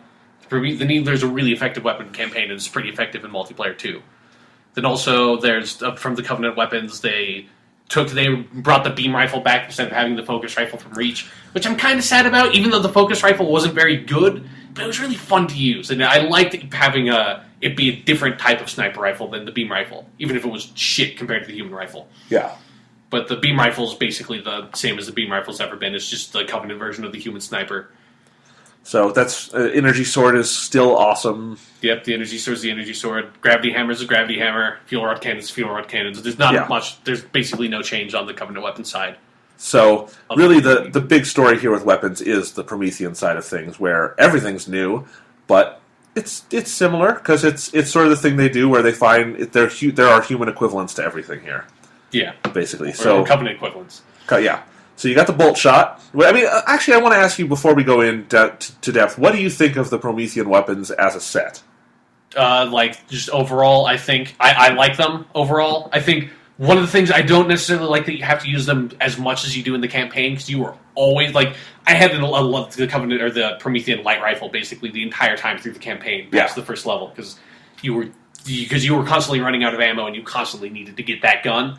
So I didn't necessarily like that point, but I like the sound design on them is really good. They look awesome. Yeah, I like the visual design. I like how the first time you pick them up, they have like this sort of like transformer, like and they all like form together. And then even when you like, I have the bolt shot pistol as my secondary weapon on a lot of my loadouts, and I like the thing where it's like the first time you switch to it, it does like a smaller version of that. I love switching to that every single time I respawn. I like just switching to that. It's like. Nice. So yeah. So you like the bolt shot? Yeah, no, the bolt shots definitely. That's my sidearm of choice for anything. If I used on my assault rifle loadout, I had a Magnum, but then I got the firepower perk. But the bolt shots, the most different of all the Promethean weapons, I feel it's sort of there to fill a niche in the sidearms for your loadouts, where you have the plasma pistol, which is good for dropping people's shields and doing EMPs on vehicles. So it's really effective in objective game types for that reason. Then the Magnum is a sort of replacement, a sidearm that can get headshots and has some range, and the bolt shot's a sidearm for close range encounters because it has a semi-automatic fire that can get headshots, but more importantly, if you hold down the trigger, it charges up for a while, and then it shoots off a sort of shotgun blast that's not nearly as powerful as like the proper shotgun weapon, but if you're close enough, it will kill them, or to get their shield down, you can melee them. Yeah. So since a lot of my loadouts are DMR based, the bolt shot's the perfect sidearm for that. Yep. And then the suppressor is the machine gun. Yeah, it's basically the Forerunner assault rifle. Yeah. It's the notable difference is that it has a much higher rate of fire and a much higher clip. So I haven't bought it, like unlocked it in campaign or in multiplayer, so I haven't used it in that context. But in campaign, you use it all the time. Yeah, it's really effective for taking down Promethean Knights, sort of like shield equivalent, basically. Yeah, and I actually like it a lot. It's a lot of fun, and I didn't mind how much you use these weapons in campaign, because I like them in that context quite a bit. I don't know how much I like them in multiplayer, just because I guess I'm more used to human weapons, but that's not the problem with the weapons. But Suppressor's a good gun. The Scatter Shot is their shotgun, if I'm not mistaken, and it's very similar. I mean... Well, in some senses, it's basically their semi-automatic shotgun. Right. That's the big difference with it, and it's got a slightly longer range, and for all the Promethean weapons, the shots can bounce off of walls like once or twice, which that happens, but I don't think this is just one of those things in a lot of video games where people will be like, yeah, but you can like bounce it off of walls. It's like, how am I ever going to kill someone with that? I mean, It's a cool little feature, but the way they tried to sell it sometimes was like you could use that as a tactic. It's like, that's never going to work. The Needler does that too, but I've never killed someone by shooting the Needler bolts off a wall and sticking it into them. We're not doing mathematic triangulation. Yeah, exactly. It's like I'm in the middle of a fucking firefight. I'm not trying to figure out the proper angle to bounce it off a wall to shoot someone with it. But it's effectively the shotgun. It's... You get up close to them, shoot really, really quickly, and blow them up. Or disintegrate them, I should say. Yay! Light rifle? Yeah. Light rifle, that is basically the Promethean version of the DMR. It's kind of interesting because it sort of mixes the battle rifle and the DMR into one gun. That's what I think is interesting, yeah. Yeah, where when you fire it, when it's not zoomed in, it does the battle rifle 3-round burst, and it does slightly less damage. And then when you zoom it in, it sort of like combines all of those into one powerful shot, like the DMR. And I think when you zoom it in, I think it does slightly more damage than the DMR. And when it's zoomed out, it does slightly less damage than the BR. So it's sort of got this strange... Like, I imagine once I play the game more, I might end up using the light rifle as my primary weapon once I sort of get that figured out. But even though it fills that niche, it's very strange in how it fills that niche, where it sort of kind of combines the two weapons together. Right. All the Promethean weapons have those little quirks that are interesting, where they're similar, but you kind of have to relearn how to use them in that niche. So binary rifle is their sniper? It's just a one-shot kill. Okay. That's the big difference with it, where it has only 2 rounds in the clip, and it only has maybe 4-6 rounds total when you pick it up. But it's really fucking powerful. But it also has when you're zoomed in, it has a sort of laser sight thing, so you're really obvious, people can see you when you're using it. So I've learned that when, don't zoom in all the time, stay zoomed out, and then when you see someone, then zoom in and kill them and zoom out really fast, or people will find you really quickly with the binary rifle. Incineration Cannon is the last one, and it's fucking awesome. It's fucking awesome. I love the Incineration Cannon. It's satisfying as hell. Yeah, it's basically their rocket launcher, but it's kind of hard to explain. It shoots, and then when it hits an enemy, or when it hits an enemy or its surface, it has this little cluster explosion that goes out, and a lot of little bombs come out too. That does some extra area of effect damage. But it's just because the binary rifle and the scatter shot all disintegrate enemies when you get one-hit kills on them, and the Incineration Cannon is always a one-hit kill, so you're always disintegrating people when you use it, and it's just such a great feeling. It's really fucked up and sadistic, but I love it. Absolutely. So that's all the weapons. Anything else to say about the weapon sets? I think just maybe kind of talk about how because this is part of the reason why the weapons are like this, where they have a lot of different weapons that fill the same niche. Like, it's particularly the battle rifle, the DMR, the carbine, and the light rifle all basically fill in the same like space in the weapon sandbox as the medium range precision headshot weapon. That's sort of like in between what you're like the assault rifle and the sniper rifle. And they do that to sort of like, and they have like this like the slight differentiation so that on your loadouts, because those are the main weapons for your loadouts, that the assault rifle, the storm rifle, and then the suppressor, those are the weapons you can pick for your primary weapons on the loadouts. So they have a bunch of different options that are slightly different. And I think I would have liked to see some Promethean weapons that sort of were outside the box, that like were like a brand new kind of weapon. But I recognize that's really hard at this point in the game, where it's, this is Halo 4. We also had Halo Reach, so it's really Halo 5, if you're talking like the main titles of the Halo series. And adding in brand new weapons is kind of that don't like are like, this kind of this attack like mixed with this. It's basically all the different kind of weapons in the game now, other than maybe the bolt shot. So I would have liked to, if they could have seen some newer type of Promethean weapons that are sort of like, oh, what the fuck is this thing? Because they all sort of are slightly modified versions of weapons that already exist that sort of fill in these really small niches in the sandbox. Like, those niches are getting really small where they're filling in now with weapons. I agree. I think there's an awful lot of weapons in this game, and it kind of feels like Halo 3 where they need to whittle it down a tad. Yeah. It's not bad by any means. We're not saying that. It's just, it is a little too unwieldy, I think, and I agree with you on the Promethean weapons. They could have had more variety there. That they don't doesn't bother me too much. But it's not like a huge detractor from the game, but it would have been something really nice to see. But I also recognize that it's like, what do you do at this point? Yeah, I don't have an idea. Yeah, and the Promethean weapons are necessary with the new loadout system. Like, I definitely recognize that they needed to sort of expand out that section of the game, those sort of like primary spawn weapons, because of the new loadout system. That's kind of feels like that's why those weapons are like that. But again, seeing something a little more new. Like, the most notable new weapons are really the sticky detonator and the bolt shot. Just like I said, like maybe the railgun and the saw, but those are kind of like the railgun's basically the Spartan laser, only shoots a little bit faster, and the saw is basically the assault rifle, only shoots a lot faster. Yeah. But overall, we're happy with the weapons in this game. They're a lot of fun to use. Yeah. Again, the sound design and the graphics on them are awesome. Absolutely. So very satisfying to use.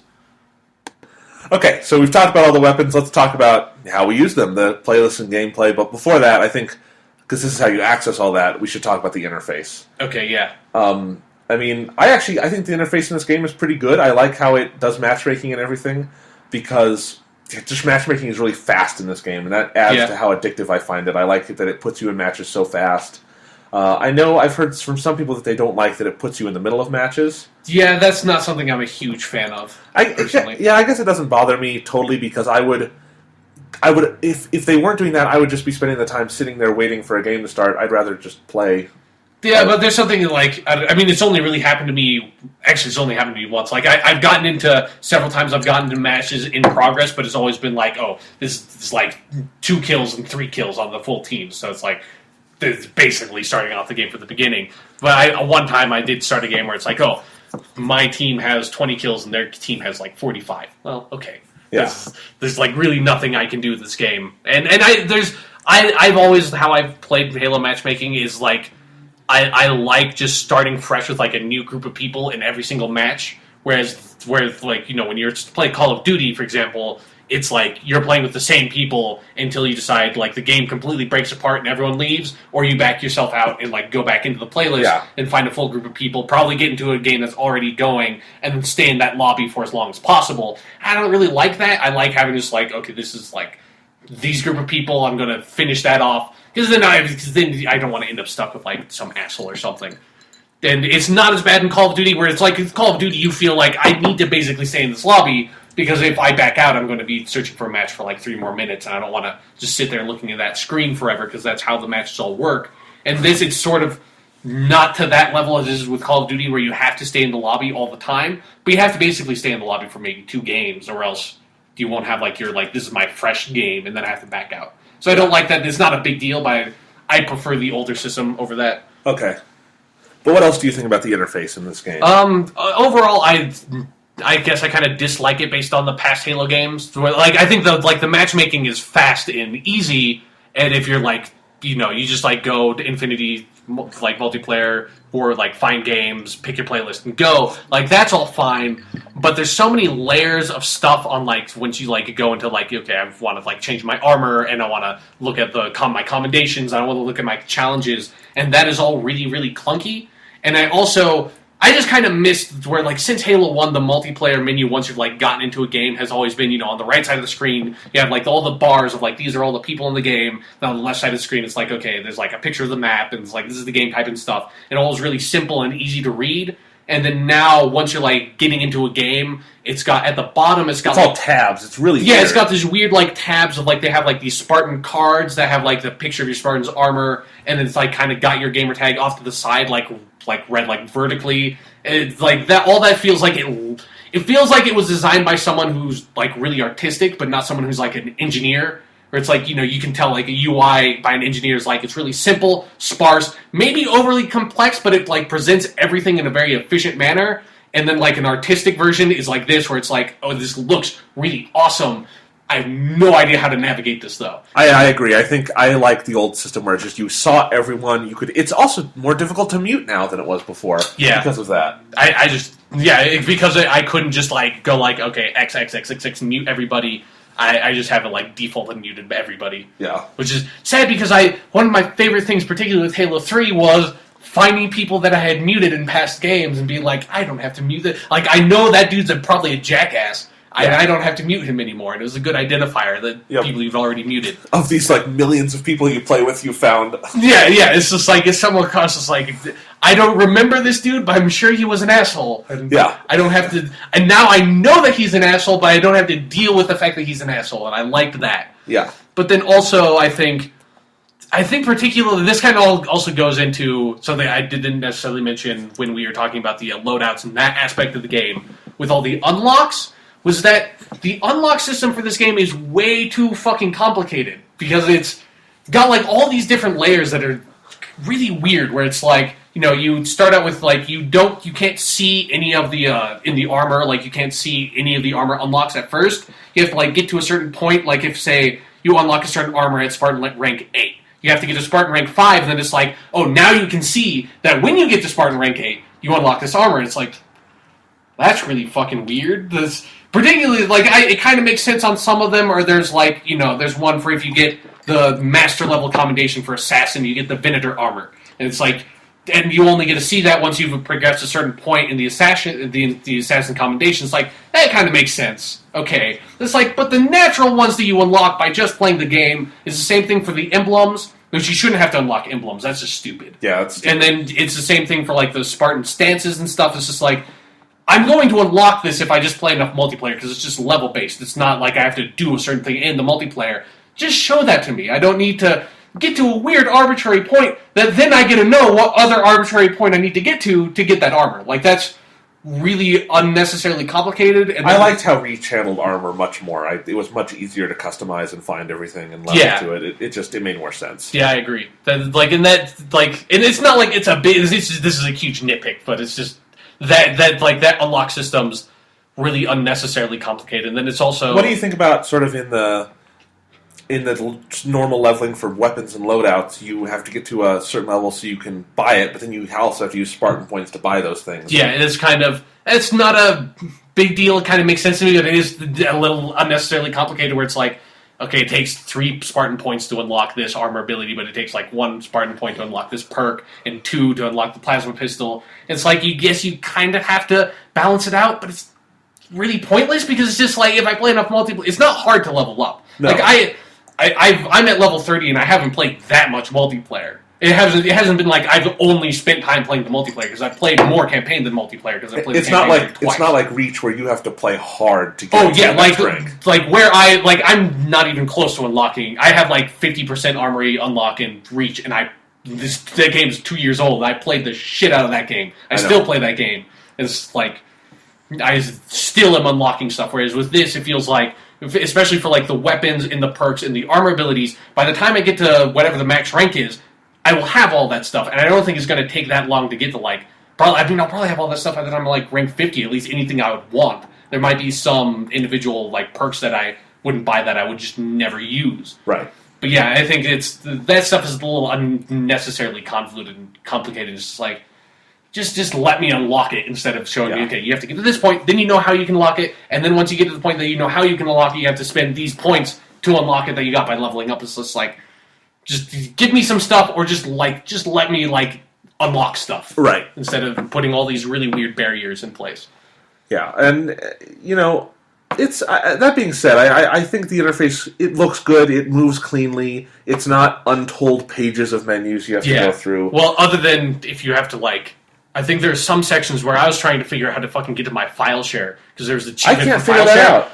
I did find it, I don't even remember how I found it. I was like, well, okay, there it is. It's like buried in some menus, and you have to, like, I think you have to select your Spartan card and go through menus through that, and it's just, like, really complicated. There's some things that are really buried that are hard to find, and the game doesn't explain it to you. And then also the commendations, like, there's I can't find those layers and layers of commendations. It's like you go to the commendations, then it's like, okay, there's like weapons commendations, there's like campaign commendations, there's war game commendations, you like go in those, it's like, okay, there's player commendations, there's human weapons, there's covenant weapons, there's Promethean weapons, there's vehicles, and it's like, and on all of those, there's all these other layers of commendations. It's like, holy shit. It's like, it's cool because you unlock a bunch of stuff by just playing the game, so it's, you know, if you use the DMR a lot, you'll just get the DMR commendations, but, like, going into trying to find those and see where you're at in the progress is really fucking cumbersome. I agree.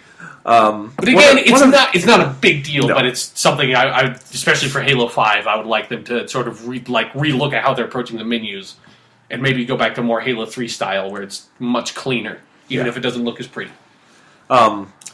I guess one of the things I do like about this isn't necessarily just an interface thing, it's also a gameplay thing, but it's something I like how they did it, is challenges this time. I thought they've beefed up, because challenges were one of the funnest parts of Reach, and that every day, if you didn't quite have a direction, you're like, I've played a lot of this, but I don't quite know what I want to do, I'll look at challenges.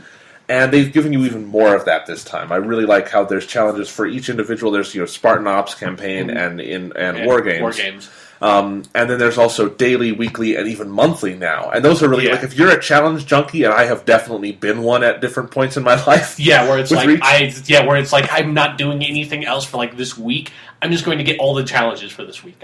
Or now with a month, it's like you can really go on that. And I'm excited to get into some of that. But no, I agree. I like the sort of the different layers of the challenges where you only have I like how there aren't as many daily challenges, so it's not like, because sometimes on Reach it's like, okay, now I have to go to play this level on the campaign, then I have to go play 10 matchmaking games, and then I have to go play like 3 firefight games to get all the daily challenges. Well, there's like basically 2 war games challenges that highlight like a certain playlist or something like that. It's like, okay, I'll just play that playlist a little bit, and I'll get those challenges in this nice little session. And then I'll also work towards my weekly and my monthly challenges. Yep, and I like that because also just breaking it into section is a great idea, because then if maybe you don't like the campaign much, or you're not a big Spartan Ops guy, you can just focus on what you like the most and get points that way. Yeah. So, works really well. But let's talk about individual game types. So, just in terms of actual war games, it launched with a pretty small set of playlists, and really just the basic ones. But I've found that each one of them is really, really fun. Yeah. So I've got the playlist up right here, and there's 9 total. But I think one thing to note about the playlist is that they've got a very different philosophy than the, at least right now. Like, we should just say right now, this is subject to change immediately. Like, they've already said they're going to add Team SWAT, Team Doubles, and a proper FFA playlist very soon. And all the playlist stuff changes rapidly. Yeah, and if you went back, for instance, to Reach Day 1, it would be unrecognizable. Yeah. I can't even remember what like the Halo 3 or Reach Day 1 playlists were. Right. Because they've changed so much. So they kept it pretty sparse for this one, but again, there's stuff coming soon, and while I wish some of those would have shipped with the game, I'm okay waiting because the stuff we have is really good. Yeah, and again, this is like this 1 week to 2 week period of time in the course of like the 2 years or 3 years until Halo 5 comes out. Yeah. It's like we will forget what these playlists were a month from now. But Infinity Slayer, which is it's interesting because it's Slayer, but it's very new. It's where all these new things we've been talking about come in. Sort of it's the main, I mean, the Team Slayer playlist is always the main playlist, but it is the main playlist for the game. It's sort of like, it highlights what they changed in the multiplayer the most, it's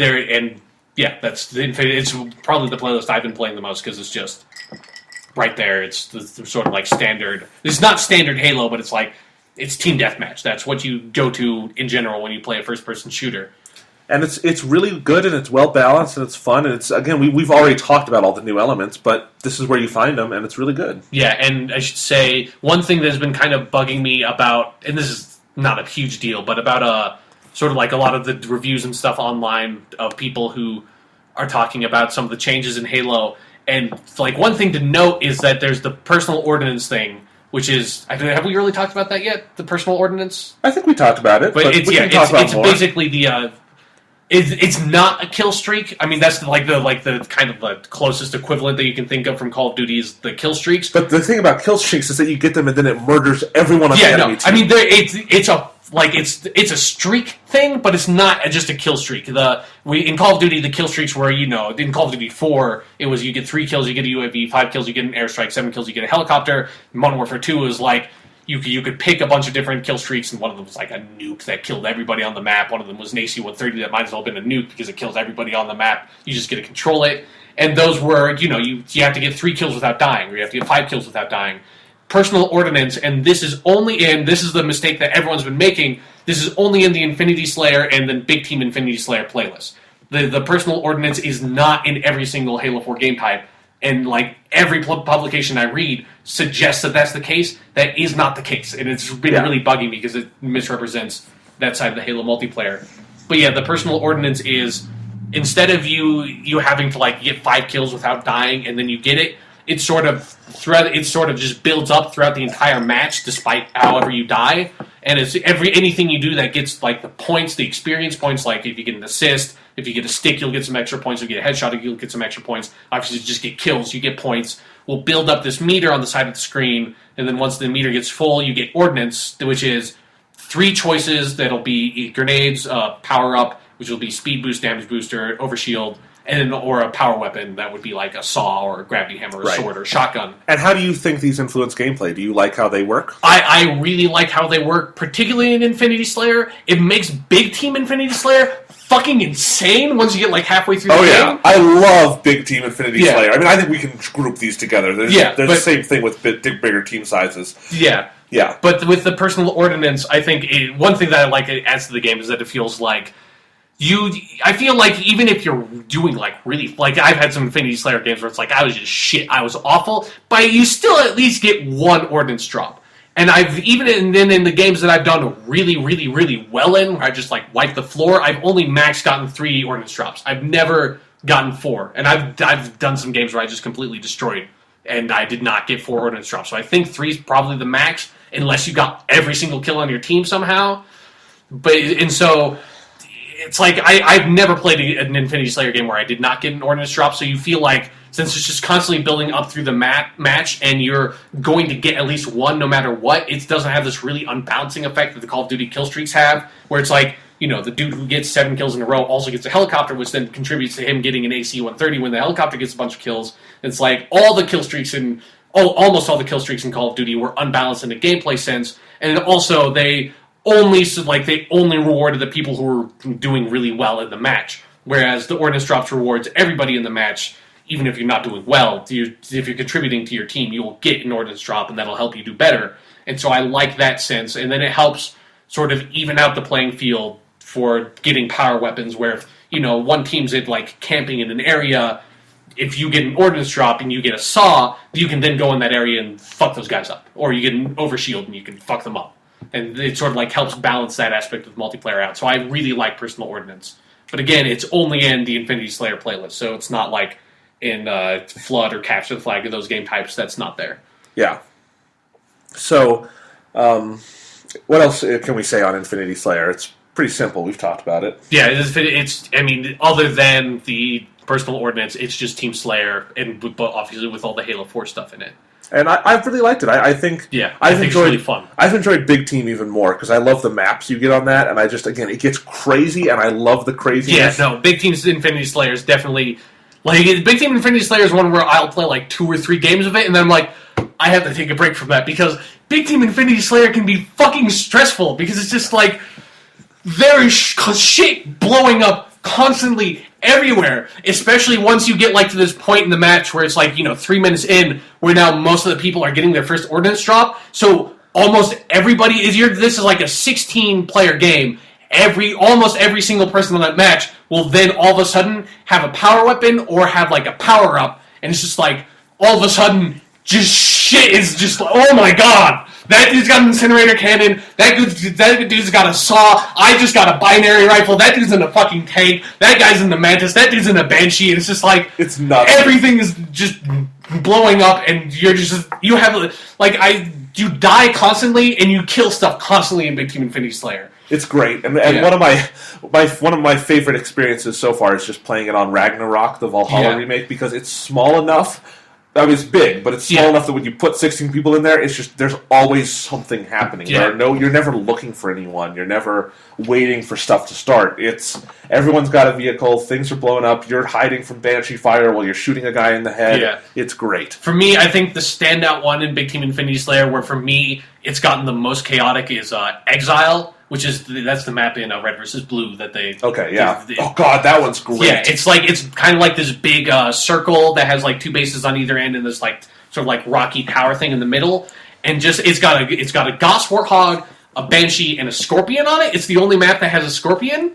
And it's just crazy. Like, everybody's dying constantly. It's insane. Yeah. Oh, one thing we should also mention, this is sort of one of the more Call of Duty elements that... This is also only in the Infinity Slayer playlist that a bunch of people do not highlight. It's only in the Infinity Slayer playlist. Is you can respawn instantly now. Yes. Where when in past Halo games, you've had like a 3 or 5 second respawn time every single time you die. Now you do have that where if you want to like change your loadout or look at the kill cam thing.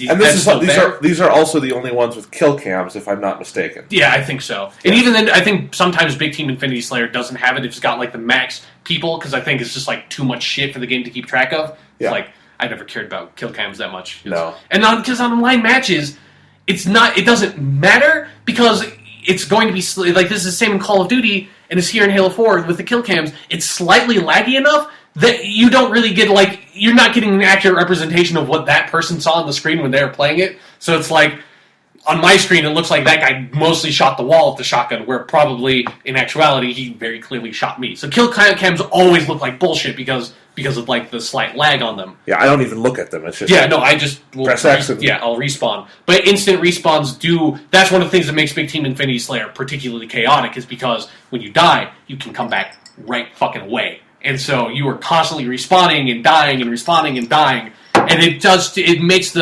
a normal Infinity Slayer also much more chaotic than normal Team Slayer, which is not a good thing or a bad thing. It's one of those sort of like, this is just a different style of gameplay, and it complements the style of gameplay that they're putting forward, the more improvisational, experimental style, as opposed to the very like paced, strategic, map control style of past Halo games. And I think the last thing to mention with the Infinity Slayer types, these two, is that in the diegesis of the game, this all happens on the Infinity ship and their training programs you're running, and I think they very much feel like that now. Like these are like you can feel yourself like you're a cadet on a training floor. That's where the ordinances come in. You know who's sending them. Yeah, you know where it's all coming from. You've just grabbed your armor abilities and you can respawn instantly because you're choosing when to go back in. Yeah, it makes sense. Although one thing I should note, I noticed was really fucking funny is one time on a drift, I went off. There's those one man cannons on the side, and I went off that, and it sort of like glitched or it lagged and sort of fucked me up, and I fell off the edge, and it said suicide. I thought was really fucking funny is they still had the 10-second suicide respawn, but you can still respawn instantly. Yeah. So I was like, what's the point? Why are you giving me this 10-second long like penalty respawn? I imagine I haven't betrayed anybody yet, but I imagine because is in friendly fire in Infinity Slayer? I haven't noticed. Like I don't feel like I've ever been betrayed. People. You can betray people. I have. You have? Okay. I that's why I asked you because I knew you would have because I tried to. I might. You know what?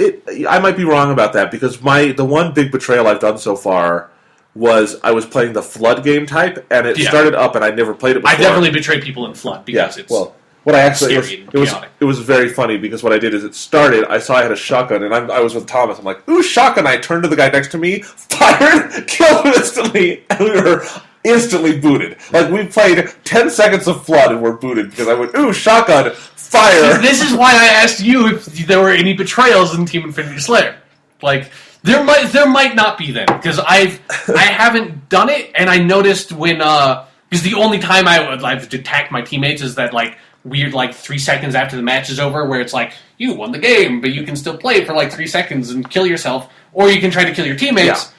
Yeah. But it doesn't seem like it does damage. So I haven't investigated it, but there might not be friendly fire. If there isn't, it's not that big of a deal. It hasn't really changed the way I play the game, but that's there.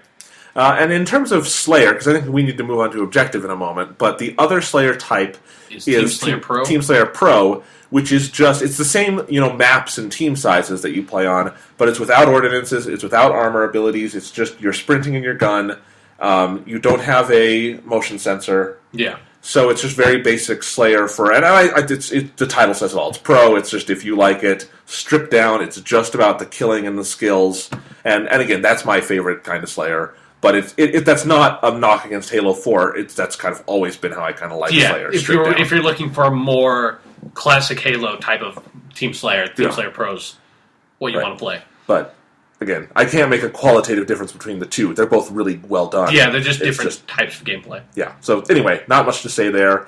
Let's talk about Flood. Yeah. It's not the biggest new one but in some sense because it is an older type, but all of them are. They're just new. Yeah, but this is the most spruced up of the returning game types, I feel. Yes. So Flood is a sort of remake of the Infection game type that goes all the way back to Halo 2. Yeah, where in Halo 2 it was just a custom game where it was humans versus zombies, but you had to kind of play by honor rules where, the human team had shotguns and pistols, and then the zombie team had swords, and if the zombies killed one of you, you had to, since it was the custom game, you had to be like, okay, I'll switch to green team now and I'll be a zombie. Yeah. And that's how you had to do in Halo 2. Then Halo 3, in Halo 3 it was a proper mode, right? Yes. Where it was like sort of round-based mode. They spruced it up a little in Halo Reach. Yeah, it came back in Halo Reach. But now, instead of being called Infection, it's Flood. This is the only time the Flood appear at all in Halo 4.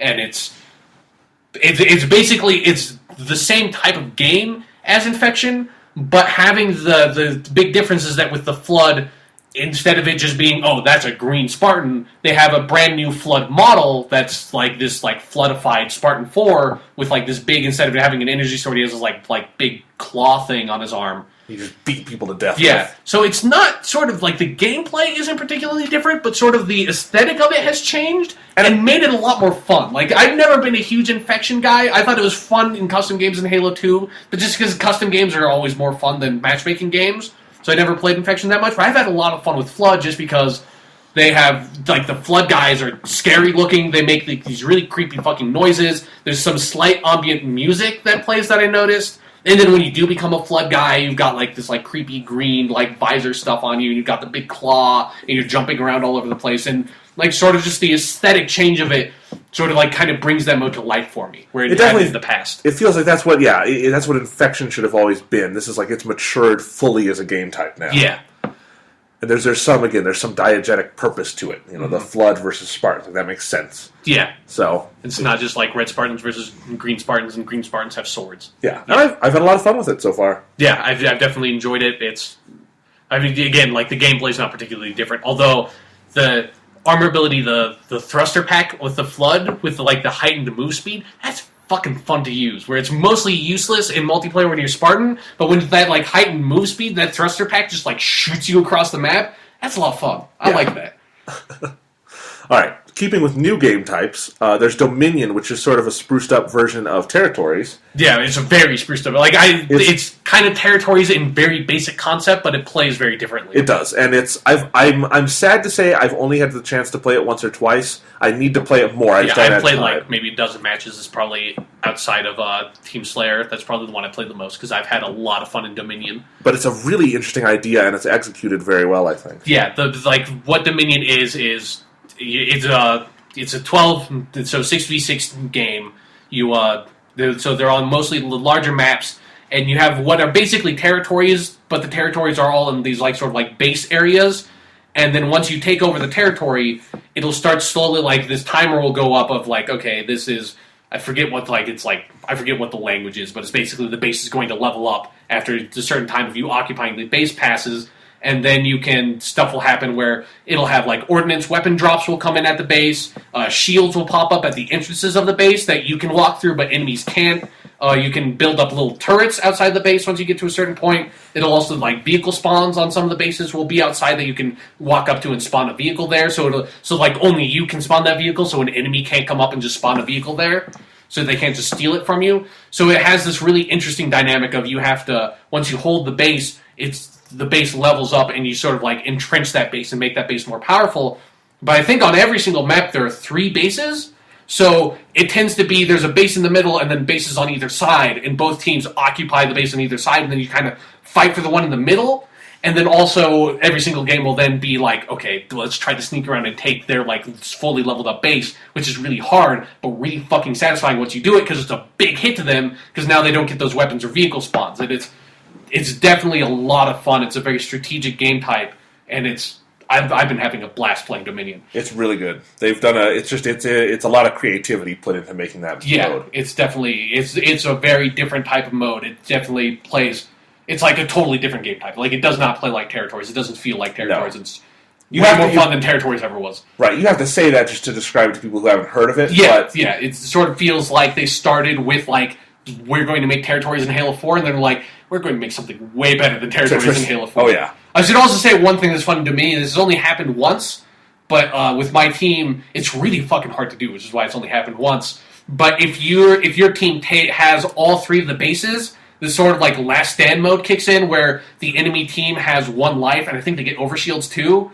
And if you kill all the enemy team while you occupy the bases, you win the game, and they have to try to take a base back, or else they will lose the game because they will all die if they don't take a base back. And that's a lot of fun. Like, if that was one game, I think it was because the enemy team had, like, 1 or 2 less people. They left the game. So, we won a Dominion game in, like, 1 minute. We just skunked them. We just took all the bases, just killed all of them. It's like, holy shit. That you feel really brutal in that last part where it's like, everyone has an indicator and you're like, go kill those people. Yeah, and there's that, like, 1 life also. It's like, okay, I'm going to kill those motherfuckers, and I'm going to win the game. All right. The other sort of new mode, I guess, is Regicide. Yeah, Regicide. Not very new. I mean, it really is, because it's sort of is, right now, it replaces what their free-for-all game type is, and I'm not a huge fan of Regicide, because what Regicide is, it's actually kind of a hard game type to explain. The person in the lead is the king in Regicide, and as they kill people as the king, they sort of get more points on their bounty, and so I think when you become the king, you're automatically worth 15 points if you kill them. And then every time they kill someone else, they get 5 more points added to their bounty. And if you kill the king, you get all of those points onto you. And so it's sort of this... But the dynamic of how you play the game is really hard, and I shouldn't say that I don't like it, it's just I haven't played it enough to really get into it. I'm at the same place. Where it's not... I've seen a lot of people bitching about this, like, the Regicide is bullshit, because look at this, I had like a plus 18 kill death spread, this dude had a negative 2 kill death spread, and he still won the game. It's like... That's because that dude was playing the game right. You were just playing the game like it was Rumble Pit, and it's not Rumble Pit. And like right now, when I played Regicide, I just kind of wanted to play a free-for-all game, and I just wanted to play free-for-all Slayer. I didn't necessarily want to play Regicide, but I think it's probably a lot of fun if you kind of understand the strategy of it, because you kind of have to try to angle yourself to be in 3rd or 2nd place for most of the game, and never creep up into 1st place.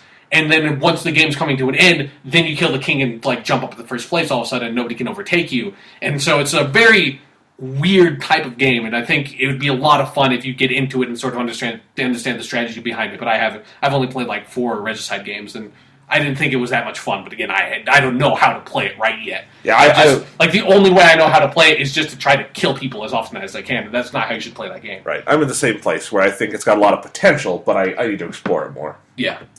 So those are all the new game types, right? Yes, I believe so. So let's talk about some of the returning ones. The returning one with the least changes probably is Capture the Flag.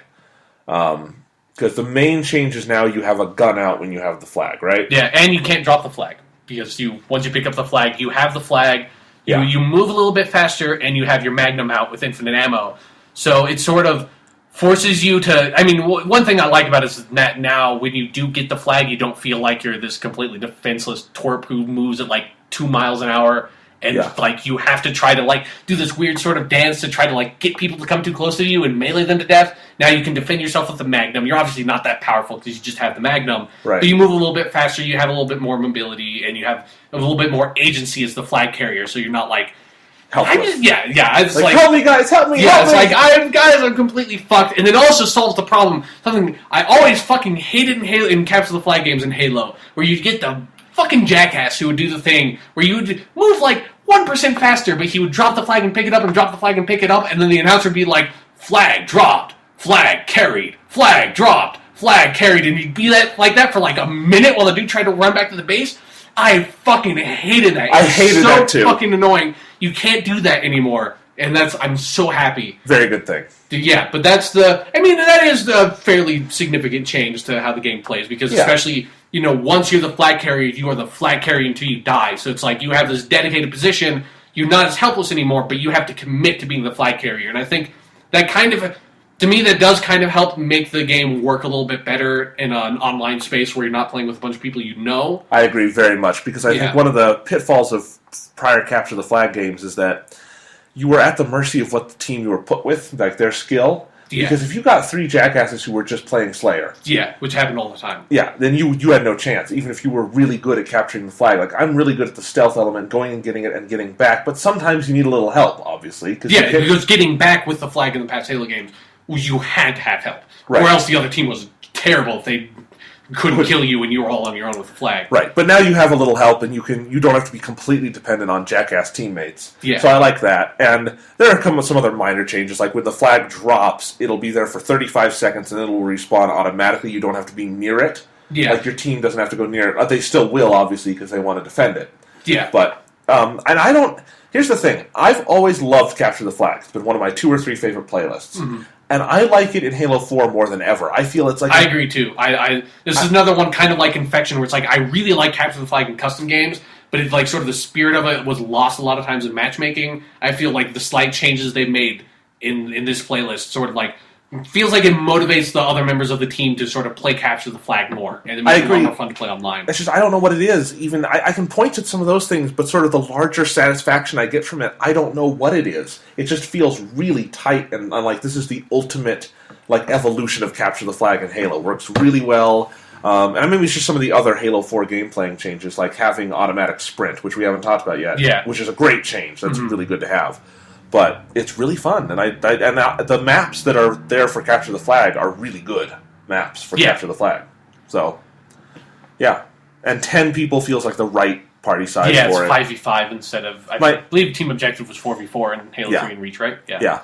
Thomas has complained that they don't have big team versions of these. I'm fine with just 5v5. And again, that will come. Like, there will be a big team objective thing. Like, these playlists are very temporary. I agree. I'm just saying, even then, though, I kind of like 5v5 on those maps. No, definitely. I think, surprisingly, my favorite Capture the Flag map has been Drift. And I tend not to like Capture the Flag maps that don't have vehicles, but there's something, especially I played like 3 Capture the Flag matches on the Drift, and I really like defending on a Drift. I do because too. the Drift is this very bare bones, clear map. Like, it's like you know exactly the entrances to the base, you know where they are, and it's like you are on this military station. It's like very plain and clear. It's not like Ragnarok where you have like the rocks and trees and sort of like this very like molded geometry where it's not particularly clear like where sight lines are. Drift is like, I can shoot all the way down that hallway. That is it. Like, that's what that hallway is. It's like, that is where the man cannon lands. That is it. There's no sort of like... I like it, too. You feel very professional on it again. It's like, I saw Skyfall the other night again, the new James Bond. Came home afterwards, and I was really... That's a great movie. And I was thinking about it, and I was playing Capture the Flag on a Drift, and I felt like a spy going down halls, like clearing the halls, grabbing the flag, getting back with the team. Just like... I had that kind of energy going, and that map definitely helps that energy. Yeah, Adrift is definitely... Adrift as a map becomes really clear to me when I'm playing an objective game. It's like, I know where I am, I know the entrances to my base, and I'm going to defend this base like a motherfucker. It's a lot of fun.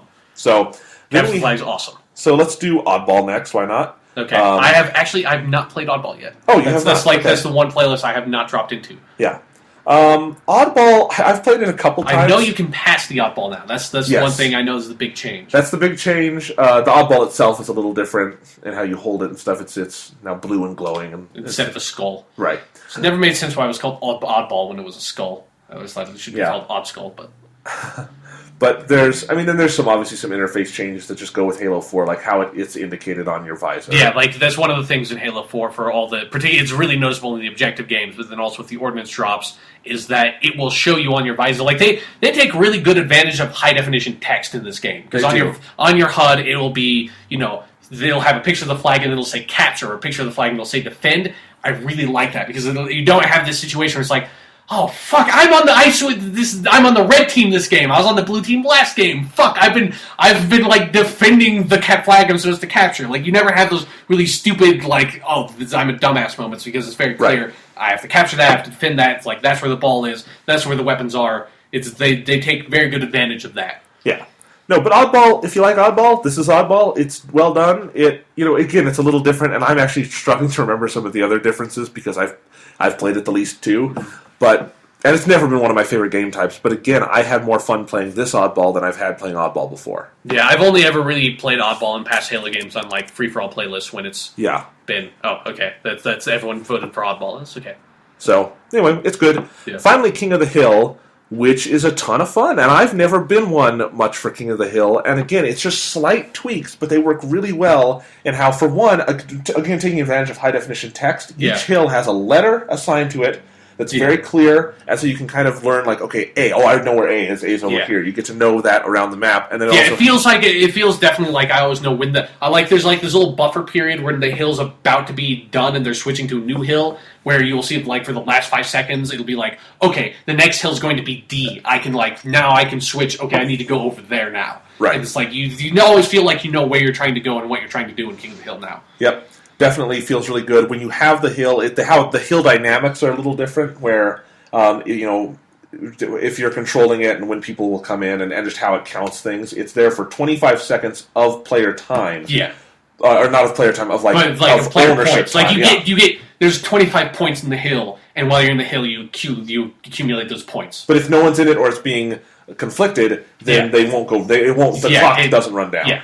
So it makes sense. It's really well done. Anything else to say about that one? Not really. No, again, the maps are all really good for these objective types, and I think for me, the Halo 4 maps come alive most clearly on the objective game types. I think it definitely like Haven and Drift are both really good small like Team Slayer maps, but definitely like the focus of the game. You have like Longbow, you have Ragnarok, you have Exile. I think Meltdown is another one of these like bigger maps with vehicles that it's like for objective based maps.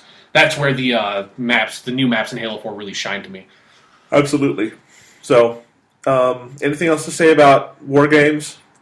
I mean, that's the bread and butter of the game. But again, these are all really immediately subject to change. I think one thing really interesting about like the philosophy behind these playlists that I don't know if this is going to continue through for newer playlists in the future, but in the past, it's in the past you didn't have a capture the flag and a Dominion or like a territories playlist. Like that's not how it worked. You would have this is team objective, this is team Slayer, and then you would have in like team objective there would be you can vote for capture the flag, or you can vote for oddball, or you can vote for territories or King of the Hill, and now every single playlist is a game type and that's it. And I think that's fine. I kind of liked, particularly for free-for-all, because like I was saying with Oddball, Oddball's not a game type I would ever choose to play. That's why I haven't played it yet, because I don't like Oddball that much. But when I'm just like in a Rumble Pit or Lone Wolves game, then it's like everyone just decides to vote for Oddball. It's like, that's not what I was chosen, but this is kind of fun. That's kind of the advantage of the matchmaking system over the dedicated server system of multiplayer. It's like, I wouldn't choose to play this game type, but this is a lot of fun. Like, I don't usually play on this map, but everyone else voted for it, so I'll play on this map now, and I'll have a good time. I agree, and I would like to see that change in some areas. I mean, I still would like there to just be... I like it when there's just a capture the flag, and I can just go play that. Yeah. But I think you could also just have a grab bag style playlist. Yeah, but again, that will probably be coming in the future, I would imagine, so... I don't think we really need to talk about the maps in detail, but do we want to say anything about them? Let's see. I mean, I think... I don't want to go through point by point. Yeah, but yeah, I haven't spent enough time on some of these maps to really give a good breakdown. But favorite... There are 13 maps, but 3 of them are Forge maps, so there are really 10 that I've really played on. And there's not enough Forge stuff yet for those to come into their own in matchmaking, obviously. Yeah. But I like them all. I mean, I really do. I don't think they're necessarily all classics, but there's at least one that I think is a masterpiece of design, and that's Haven. Yeah, Haven's. I really like Haven. I really like Exile. Yep. Let's see. Ragnarok is... Yeah, the only remake is Ragnarok, which is the remake of Valhalla from Halo 3, which is awesome. Yep. I think the map I like the least is Solace, which I've only played a little bit on it. And if it's another one of those where I don't feel like I know how to play that map. I agree. It's hard to get a read on it. Yeah, it has a lot of little hallways, and it has a lot of these really low walls that you can jump over, so I always feel like I'm constantly being flanked on that map, and I don't know how to stop that from happening. So that might just be me not knowing how to play the map, or that's definitely my least favorite map of all the maps in Halo 4. But they're good. The graphics on them all is just fantastic. So the next mode in Infinity to talk about is Spartan Ops. And this is a new weekly DLC kind of thing where you have 5 missions a week and there's some story content with them. It's obviously not like campaign where it's big story stuff. Yeah. But it follows the campaign, or it follows up on things from the campaign. And I really like it. I think it replaces Firefight, and while I like having Firefight, for one, I can put in Reach, and it has the perfect Firefight, and that's great. Yeah. But also, Spartan Ops accomplishes a lot of the same things Firefight did, where if you just want to play and fight the enemies from campaign, you can do that in Spartan Ops with much more of a story-based focus, or a mission-based focus. Where it's like with Spartan Ops, the missions are like these smaller, like 10 to 15-minute long campaign missions, as opposed to Firefight, where it's just like survival-based wave mode. So it's like if you want to just have a quick dose of a campaign mission without having to go in and like play the same campaign mission like the 5th time that's an hour long, you can just jump in. It's like, okay, I'm going to play Sniper Alley. It's fun. Yeah, but Spartan Ops is kind of a hard thing to talk about because it's sort of, they're doing a sort of episodic gameplay thing that seems like it's coming more back into vogue again ever since. It's weird because since the catastrophe of Half-Life 2 Episode 3, whatever state that comes in, we're now kind of doing a new form of episodic gameplay with Spartan Ops where it's either Monday or Tuesday, not sure yet, games. So maybe when this podcast comes out, the second week of Spartan Ops will be out, or maybe not, but you have the 5-minute long sort of like, the five or so-ish minute long CG cutscene. So we've only had one that's sort of an introduction that sets up. Spartan Ops takes place like 6 months after the campaign. There's not really any spoilers in the Spartan Ops if you want to play it before you finish the campaign. The cutscene doesn't really spoil anything, but the Infinity goes back to Requiem and like fucks around on Requiem, and that's so we don't know kind of like how good the story is going to be, where the story is going to go, because obviously we only have the first week of it. But you have that cutscene and then 5 missions, and so far basically Did you say you had not finished it yet? I have not finished it. It took me like 1 hour to beat them all on Heroic, and they're basically fun. And there wasn't a lot of story, but it was basically, okay, we're on Requiem, you defeat a bunch of Covenant guys, then you find this like Forerunner artifact thing, then you have to extract it and get it back to the ship. And that's sort of like what happens across the 5 missions. And then it looks like that the artifact you get will feature in the cutscene for the next section of Spartan Ops. So what I like about it is less the story element, which is good, and I'm glad to have it, but just that there's more of an objective. That it's like firefighting, that you get to fight all these enemies from the campaign, and that's fun, but there's more of a mission around it. Like you have to go disable this electronic area or something. There's one of the I think my favorite Spartan Ops mission, I think it's 3 or 4, is one where you get the artifact, or you don't get the artifact, you like go into this, infiltrate this Promethean base, and then like activate this terminal that tells you where the artifact is, and the mission's really cool because it's not like Firefight where it's like, okay, you just start and you fight people, you enter this base, you sort of like walk through it for a little bit, there are no enemies there, and like you're kind of just exploring around, then you find this button, you press the button, you get the map data, and then all of a sudden shit just breaks loose, Prometheans start spawning in, you have to fight them. So I'm excited. Like, there's not a lot to talk about with Spartan Ops yet, but I like the idea, and I'm excited to see what could come with it. Because particularly with Halo gameplay, there's so much you can do. Like, there's so many different kinds of missions that Halo can do. You can have like vehicles missions, stealth missions, sniper missions. You can have like just like straight up like close combat missions. That I'm excited to see what they can do with this. And it's also cool because you can bring all your loadouts come into the Spartan Ops. Because your Spartan is the Spartan Ops Spartan, so you play as your Spartan in the Spartan Ops gameplay, and so you can create loadouts specifically for that and like sort of organize with your co-op players if you're playing with other people. There's up to 4-player co-op, so you can bring those loadouts into there too, which is cool. Good stuff. Yep. So really looking forward to see what happens with Spartan Ops, because having a weekly dose of Halo sounds really awesome to me. Absolutely, because I like the story content. It's scheduled for 10 weeks, but who knows? They could do more. Yeah, I mean they're calling this Spartan Ops Season 1, so it sounds like if Spartan Ops Season 1 is popular, it'll probably be a paid Season 2, but I would be happy to pay for Season 2 if Season 1's awesome. Yep. So, in any case, that's most of the multiplayer stuff. I guess the last thing to mention is Forge mode. Have you done anything in Forge yet? I just looked at it for a little bit. I've never been a big Forge guy. I've fucked around with it. I'm glad it's there for other people, but I don't. Again, I don't know if I can't give it the biggest thing I know is that dynamic lighting is a lot better now, where it's not like you have no shadows cast on Forge objects, which makes the Forge World maps look a lot better. And then I also know you have you can magnetize things together, so you can sort of snap them into place and make smoother ramps a lot better. That's my knowledge of what they changed for Forge. Yeah, and I'll tell you this: my little brother loves Forge, and he's really good at it. And he started playing it, and he immediately noticed the differences. He really likes what they added. He thinks the mechanics are really good.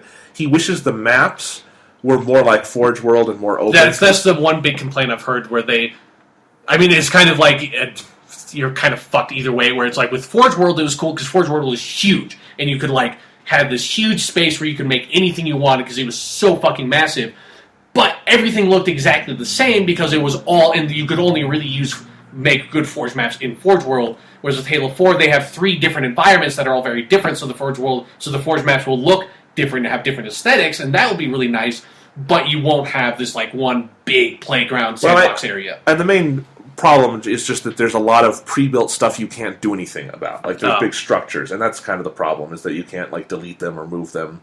You have to build around it. But it's not there's at least one or two of the maps are really still good for forging, and so it's good. Now I went in and tried to play it, and I'll just say, I think you had to be starting to learn how to use Forge day one when they had it in Halo 3 to really get it now. It is so complex. I mean, it's a game unto itself. It's a different... Yeah. It's a platform. It's like if I went in and tried to use engineer draft software. I would love to see you jump into the StarCraft 2 map editor if you this is how you feel about Forge. Because Forge is Forge is the most user-friendly, happy, I can just jump in and use Forge map editor. That's the advantage of Forge. Actual map editors is I'm in software. This is I'm using Microsoft Excel to make maps. Right. No, I'm just saying, it's complicated. Yeah, it's gotten pretty complicated at this point. There's not a bad lot thing. of stuff you can do with it. Not a bad thing. It's a good thing, because that allows people to make better maps. And the people who like it, love it, and know how to do this. Yeah, it's Forge is something that I've never really put that much time into. So yeah, and theater is theater. So yeah, it's basically, I've not noticed anything particularly different about theater mode. But multiplayer, the whole Infinity multiplayer complex is damn good. Yeah. We have some nitpicks here and there, some issues, but I think it's really good, and it's going to serve us well for years to come. I agree. Okay. So, we've talked about all that. We're going to talk about the campaign now, mostly focusing on the story, I think, because we've talked about gameplay. Yeah. We're going to focus on the story. So, if you have not finished or played Halo 4 campaign, we will begin spoilers in 3, 2, 1. Cortana dies. Yes. Rest in peace, Cortana. Well, you were a good AI. Cortana dies. I think Cortana's coming back. That's. I will say they definitely don't. They don't say Cortana's coming back or really even hint at it. I'm almost positive Cortana's going to come back in some form. And that's going to be a cop out for me if they pull that. It depends. I mean, because I can already see they set it up with they're probably going to give Chief another Cortana based unit.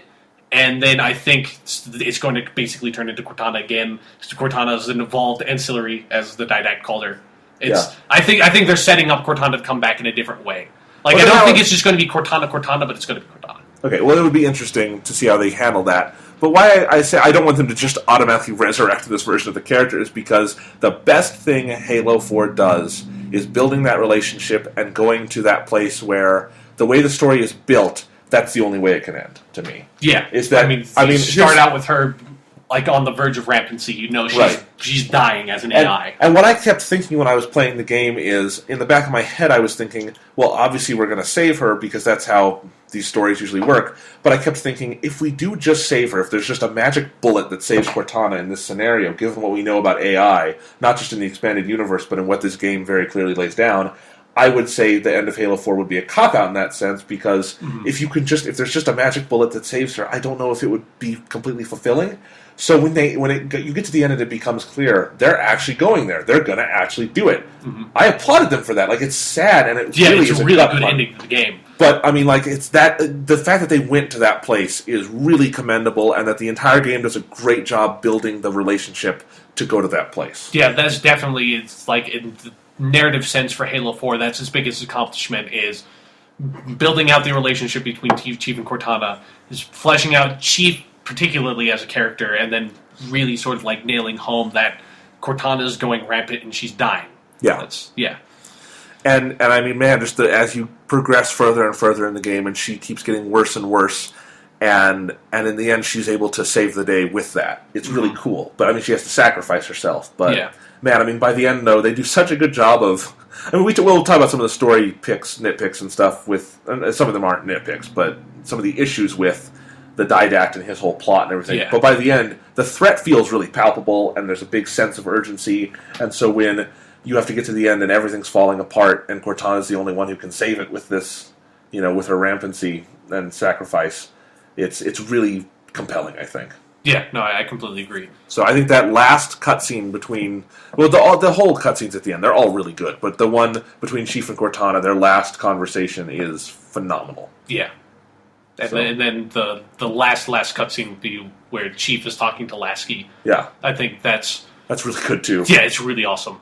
What did you say earlier? That it does more to characterize the Master Chief as a character and like flesh him out than any of the other Halo games, like by far. Oh, yeah. You really get to... I mean, it's also really interesting because you're still kind of distanced from the Chief because you still don't know quite how he feels. Right. But you understand that he's feeling something. Like, there's something really complex going on with the Chief. Like, he doesn't know how to handle the situation anymore because he's... he's, like, lost fucking everything at this point. I know. Cortana was the last thing he had. And that's what I love about their last conversation is the Chief just becoming...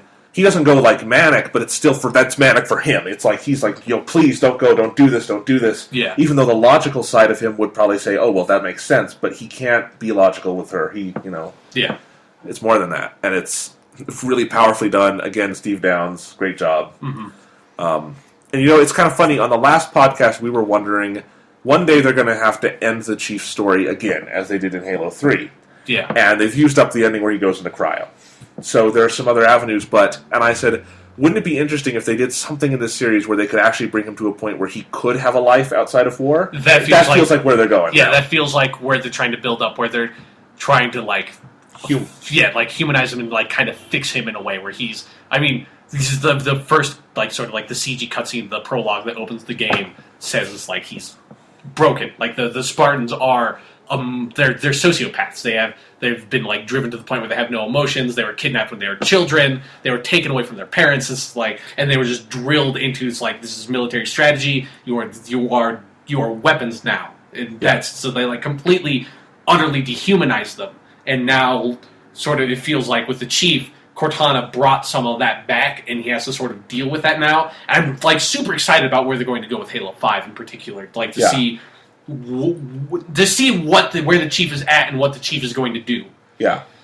Is it going to start like he's going to be in his apartment, still in full armor, just like drunk off his ass? Yeah, no, it's like I made that joke in my head after the end. It's like maybe Halo 5 is going to open like Max Payne 3. Like he's addicted to painkillers. He's in his apartment. He's just like drunk. It's like I can just see him. He's like he has like these like boxers and like a wife beater on, but he still has the helmet. Yeah. And he's just sitting there, he's like drunk, he's like, ugh. And then like... He has this like picture of Cortana that he has, and he's like, looks at it forlornly, like, just like, ugh, and he throws it against the wall.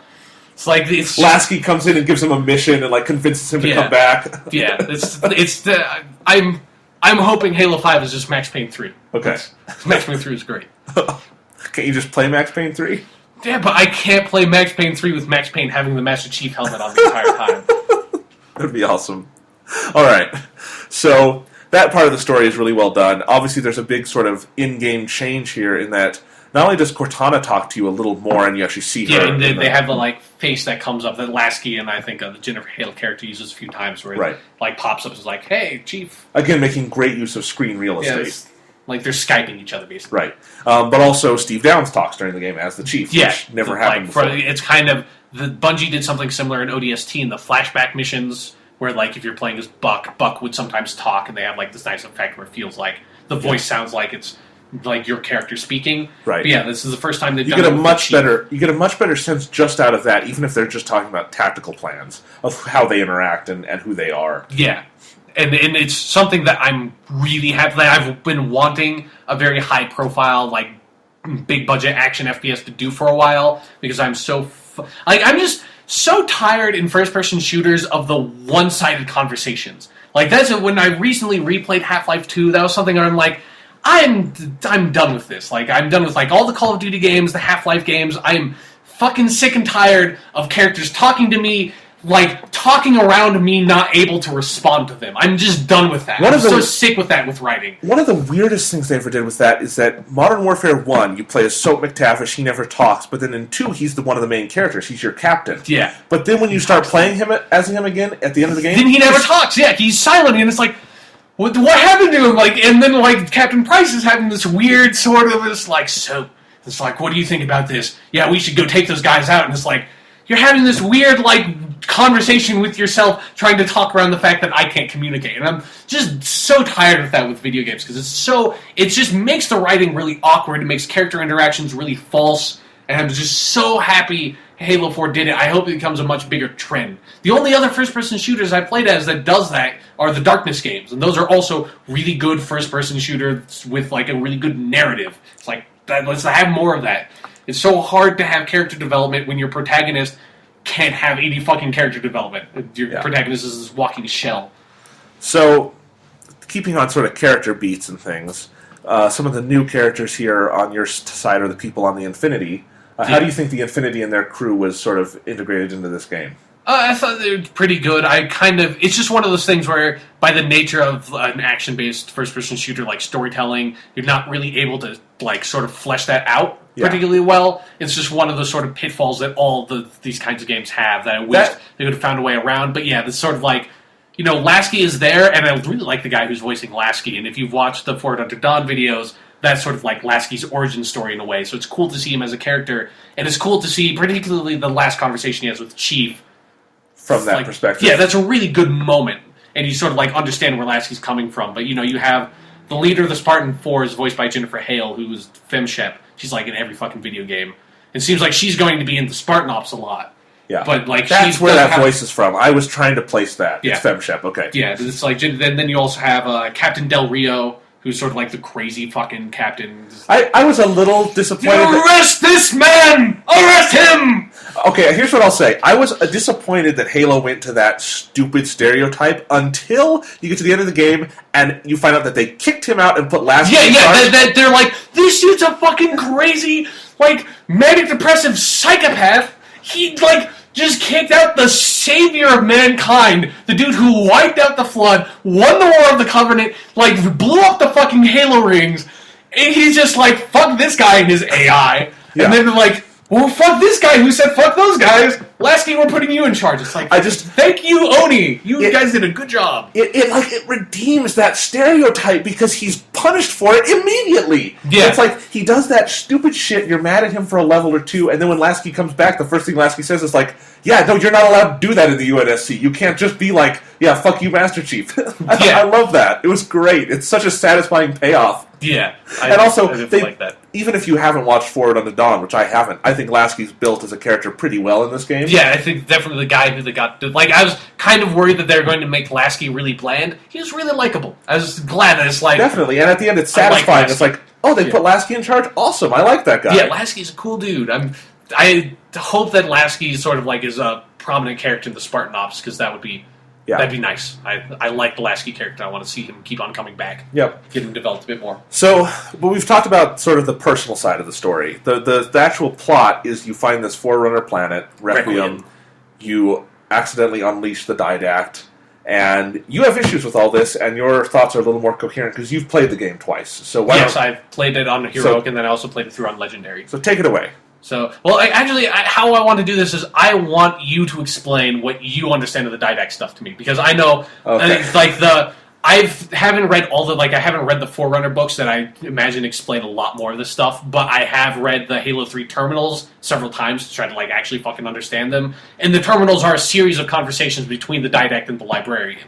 It takes really long time to figure out that's what it is. But those characters are in the terminals in Halo 3. That's where they're sort of introduced. So I have some background context for it from that I do not expect most any people to have. And so I think you need to sort of you need to judge the Halo 4 story without a vacuum. Yeah, without understanding the expanded universe fiction. You need to have at least I'll accept you should play the other games. That's fair game. But, you need to judge it without having the knowledge of the books, which I can't do because I've experienced that sort of side of the fiction so heavily. And I know you haven't with that particular area, so... Okay.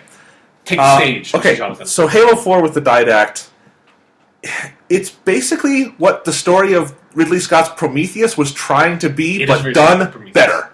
It is very similar to Prometheus. It's also very similar to a lot of stuff in Mass Effect, but... Yeah, but anyway, so it's basically... I've always been a little murky on who the Forerunners are because the games themselves don't really tell you. Yeah, because the only source you have on it is Guilty Spark, and he's just fucking insane. Yeah. So anyway, we obviously do know that the Forerunners are akin to humans. They're an earlier race. Yeah. They built all this technology throughout the galaxy. The Didact is someone, and I don't know if they directly created humans or influenced their evolution or something, but they did something like that, is what I got out of Halo 4. Kind of. And the Didact and the Librarian are sort of two sides of the same coin in that they had an influence on humanity, but at one point they realized humanity was going to spread throughout the galaxy, and they were going to be a very sort of powerful race. And the Librarian wants them to... She sees that they will have a positive influence eventually, but at the point in history where all these things were decided, it was when we were more savage. So the Librarian wants the Forerunners to be able to just let them go and let humanity evolve naturally. The Didact has decided, though, that he wants to destroy them because he feels they're not proper, they're not worthy of what the Forerunners have left them. He wants to destroy them, and so... But eventually the Librarian and the other Forerunners lock him away. He tricks you at the beginning of the game into unleashing him. He finds the Composer, and he's going to destroy Earth with it and all of humanity. It's a thing that can kind of rewrite biology and these sorts of things. Is that anywhere close That's impressively close. I did not think that you were going to... Yeah, no, I got it. That's... Honestly, I thought the game story was told pretty clearly. I think I'm good at explaining it because I had to explain it to Thomas, who got none of that. Yeah, I have the impression most people are going to get almost none of that. Okay. Have you watched the terminals for the game? Nope. No, because a lot of that stuff... I mean, a lot of the points that you're less clear on with humanity is explained in the terminals, where I think the terminals in this are absolutely necessary for getting the proper perspective on the story, because the terminals are all about the Didact and Librarian. For example, the Didact and Librarian were husband and wife. Okay, didn't get that. Yeah, you probably have no idea about that. The Librarian is the person who locked the Didact away. And one thing that's really frustrating about the terminals is that you have to, and I totally understand why they did this. It's a smart thing to do from their perspective, but kind of a shitty thing from a player's perspective is all the terminal videos have to be watched in Halo Waypoint. They're not, you can't watch them within the game itself, which is smart because it gets people to go to Halo Waypoint. Shitty because I just kind of want to watch the videos in the game. I don't want to have to launch the Waypoint app. It's not like that's a big deal. It's just kind of a little weird inconvenience that I wish wasn't there. But the terminals explain the relationship between the Didact and Librarian and then the Forerunners and humanity, where humanity a really, really fucking long time ago were a really technologically advanced civilization, near the level of the Forerunners. The Forerunners have this thing called the Mantle of Responsibility, where they're kind of have to cultivate and protect life throughout the universe and sort of guide life in the universe because they're the most advanced race. And the Librarian wanted to sort of cultivate the humanity to pass the mantle down onto them, because I think the Forerunners had the mantle passed onto them from the Precursors, which were another thing.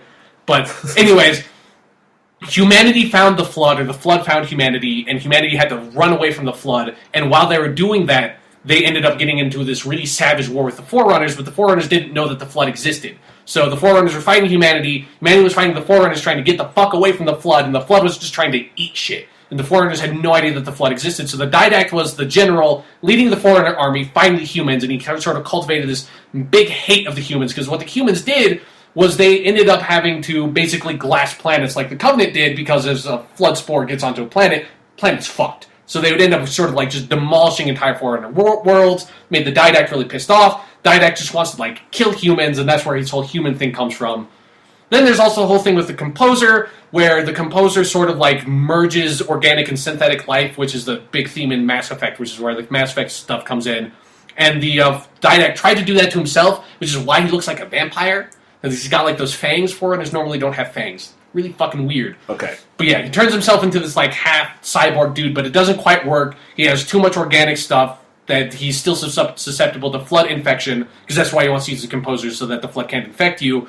But then the Composer can also be used to sort of like just like melt people down into like basic organic parts, and then use them to sort of like fuel and build the Promethean Knights, and that's what all the Promethean stuff is. I did get that. It's basically human juice runs the Prometheans. I did get that because they actually explain it. Yeah, they basically kind of explain it. But yeah, but the Didact kind of is going insane. He realizes the Foreigners like completely fuck over humanity, but they leave a few alive. The librarian is sort of like indexes life as part of the mantle of responsibility. So she's like keeping some humanity alive, and then the Foreigners find out about the Flood. The Flood is just fucking over and eating the Forerunners, and the Didact's like doing all this stuff where he wants the entire Foreigner race to basically become the half organic, or half synthetic, which is against the mantle and all this stuff.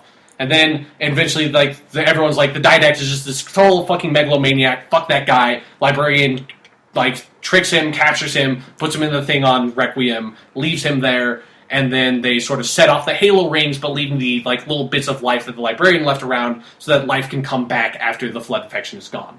And that's where sort of the stuff at Halo 4 starts. And then you find the Didact comes out, Didact's still fucking crazy, just wants to kill everybody, wants to make a Promethean army, so he gets the Composer and wants to fuck over people. And that's the Didact plot. Okay. I wish more of that had been in the game that you just explained. A lot of that is explained in the Halo 4. Like, most of the stuff in the Halo 3 terminals is in the Halo 4 terminals, too. So, like, you get most of what I said through the Halo 4 terminals. Okay. And here's the thing. I actually think the Halo 4 campaign functions relatively well without most of that. And I got more of that than you probably think. Like, the whole master... Yeah, I was surprised that you even had any idea what the Didact was. No, I got what the Didact was, and I actually also got the mantle thing, too, because they mentioned it enough that I extrapolated from that, because the theme of the game to me is that the Chief... There's all this talk about how he's evolutionarily evolved. He's the next step in humanity's evolution. And I got what the mantle was, because obviously the theme of not just this game, but what Halo's been building to, is that he's the kind of person who can take on that mantle and save these worlds. Because he was the dude who beat the Flood. Like, that was the Flood was the big threat to the mantle, because you can't... Because if you completely eradicate the Flood, you defy the mantle. That's one of the reasons why the Forerunner kept the Flood around, is because they couldn't do that. Yeah. And they've had to try to find a cure for the Flood. I think that's maybe kind of where the game is going, is we're going to try to find a cure for the Flood in some way. The Flood's probably going to end up coming back. The Flood's not gone for good. I wish it was. I think that, again, I don't want to rob what the Chief accomplished. But I think the Flood has to come back in some form.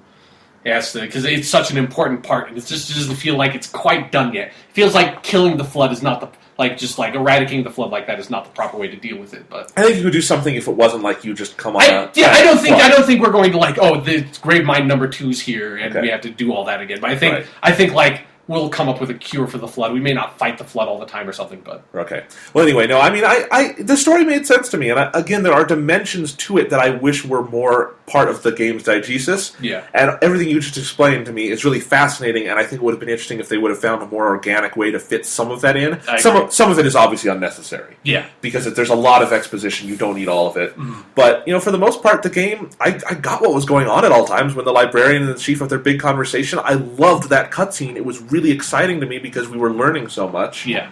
And, the whole thing where she sort of speeds up his own evolution processes. Yeah, unlocks his genome. Yeah. That's all really fascinating. I like all that. So, yeah, I mean, it works for me. I think the Didact is not, a classic villain, but I think he works well enough in this context because, again, this is a story about the Chief and Cortana at heart, and I think he's a good villain for that context. and his plot, and I think it builds to a really thrilling conclusion at the end. It's not quite on par with something like the end of Halo 1, but, it works. Yeah, although, I kind of, the Didact might end up coming back.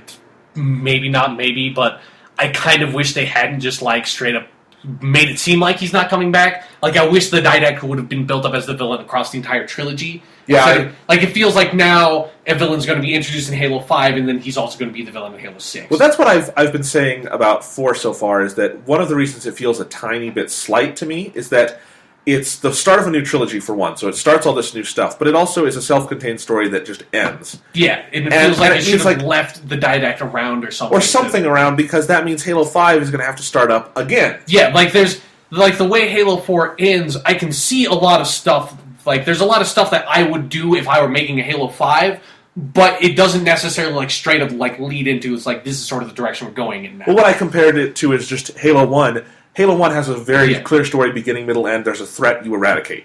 But the Covenant War isn't over, so obviously that's the direction for 2 is, we're still fighting the Covenant. Obvious. Halo 4 doesn't have that obvious, what's the story. Yeah. So, I think maybe Spartan Ops will do a little bit of that, because there's some, why the fuck are the Prometheans still on Requiem? What are they doing now? Right. Maybe Spartan Ops will provide some of that, but I think... Do you think the Prometheans will be the main villains across this trilogy? I don't know. That's where I think is kind of strange that you would introduce these, 3 new... because you fight the Prometheans for most of the campaign. You do fight the Covenant here and there, but the Prometheans are now your main enemy. You've got the Knights, the Watchers, and the Crawlers, that the new big dudes... but they're led by the Didact. They're the Didact's guys. The Didact made them, the Didact leads them.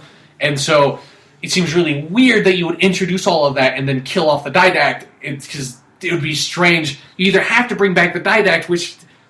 Why? Why would you just, bring back the Didact after you, supposedly killed him, instead of just, kind of leaving him around and just defeating him this time, but he's not really done? And that would also be a problem that Cortana dies to kill him. And stop his threat. So that kind of would make Cortana's sacrifice seem weaker. But then also now, you can't really use the Prometheans again, which you did all the work for in this game. Right. So it'll be, I'm sure they have an idea, I know they planned out the entire story, because they've said this is a trilogy, so they know what they're doing. Well, obviously... But I think I would have left some seeds in there to sort of indicate a direction. It obviously introduces all these themes of, they're calling it the Reclaimer trilogy, and it does introduce these themes of the Chief being the Reclaimer, and that this is probably the story, the 3-part story of the mantle really being passed. Yeah, the big thread left open is, what the fuck really did the Librarian do to the Chief? And what are the ultimate ramifications of that? Because we know that it kept him from being sort of assimilated by the Composer. But what else? Because you said, I'm unlocking your genome, I'm advancing your evolution. It's what is the extent of that? What does that mean? What is that going to do for the Chief? Yeah. And then that's why I also think Cortana's going to come back as the equivalent to that of an AI. Because they basically said she's an evolved form of an AI. She's the only AI based entirely off, a cloned human brain of Halsey. So it's it seems like Cortana's going to be the mirror image of that, and I think she's going to come back in some form in that way. Yeah. She's not going to be the same old Cortana, but... So what are some other interesting plot points in this game? I liked some of the little bits of mythology we get about what humanity's been doing in these 5 years, that the Infinity has been scouting the Halo rings. That's a good idea. That. I like that, too. It seems like they kind of solved that problem of, with this franchise is still named Halo, Halos need to pop up in some form, so you do, you don't go onto Installation 03, but it's you see it, and it plays the Halo theme, and then you go to that little, complex off to the side. I liked that whole part of the game. That's a pretty dramatic part where you're trying to get the Composer, and you fucking lose. That's an interesting part where the Chief, you've tried very hard in that section to get the Composer, nuke it, do all these things, but everyone gets killed anyway. Yeah, it was at least that really fucking depressing moment where, because everyone gets zapped by the Composer and the Chief falls down and passes out, and then the next cutscene starts up and you see just Cortana's sitting there on the holo panel. It's she probably just thought he was dead, and she's that's really fucking sad. She just has to sit here until she dies. Yeah, until she thinks herself to death. That's Jesus Christ. I know. And she's very relieved when he wakes up. Yeah. But, no, I think there's a lot of good stuff there. Did you think maybe we'll have to do a Halo game one day where the game doesn't end with the Chief blowing something up to save the day? I think someday we might get a Halo game where it's not just we have this giant, ancient alien weapon that will fuck everything up. Like, that was kind of, I thought was a little bit disappointing that the main plot point, like the main threat of the game ended up just being this ancient forerunner artifact that will destroy all mankind. It's like... I didn't, that disappointed me a little bit, and that, again, it's just, Chief has found a creative way to blow shit up. Yeah. And now, obviously, they subvert that at the end because of what happened to Cortana, so it's very much a zigzag and a gut punch, but it's interesting. Yeah. Here's a question. Were you a little disappointed that there's really no major action you do at the end of the game to end it? You just kind of finish the last area, and then it's just cutscenes with a little bit of user input where you press the buttons? Yeah, that was kind of... It felt very, like, Call of Duty 4, like, sort of campaign-style thing, where I've... Kind of like, I'm at this weird place where I'm thinking, because I've seen it's sort of becoming a much more common thing in first-person shooters, where it's an interesting idea that's sort of like first-person cutscene where you have some input, but it's always like, the input is like, it'll show on screen, push left stick to crawl, or press right bumper to melee, and it's like, at that point, like, my input doesn't, like, I'm playing Dragon's Lair at that point. It's this like, sort of like weird QuickTime event that doesn't matter. Like, I don't feel like I'm doing it. If you have that on-screen prompt, it feels like it sort of cheapens it in a weird way, and I wish it's like, either just do a cutscene, or don't have the on-screen prompt, and if some people just sit there staring at the Chief just hanging on a light bridge for 5 minutes, whatever. Then they do that. I had fun with those parts, but I would have had more fun with them if they weren't the last things you... Like, if there had been before that, like you fought a big boss or something. Yeah, but that's the thing with the... I'm glad they didn't do a boss fight. I think they shouldn't have done a boss fight, and they also shouldn't have killed the Didact in a cutscene. Like, this is kind of all my problems with them killing off the Didact, is that games try to shoehorn in boss fights. Like, Halo 2 had the Tartarus boss fight. That wasn't I guess I didn't mean boss fight. I just think, like, Halo 1, 3, and Reach had really good ways of, like, a final thing to do that felt big. And but the problem is, but also with that, Halo 1 and Halo 3's thing was the same thing, and you can't do that again. I know. Like, But Reach found a creative way around that. I really like the final thing you do in Reach, where you just have to fire the long gun. That's, like, to me, that's almost kind of the same. Like, it's not... Like, it's just this sort of problem where that's... Like, to me, the most memorable thing about, like, the ending to Reach, outside of the very ending where your character dies, which is the most memorable thing to me. But, I mean, the last encounter where you have to fight, like, 4 elite zealots, it's like, that encounter is a bitch, especially on Legendary. Like, to me, Halo 4 has a similar thing where you have this last fight, and I think it only literally shines as, like, the conclusion on Legendary, where you fight 5 Promethean Knights, and it's like, well, this is a hard fucking encounter.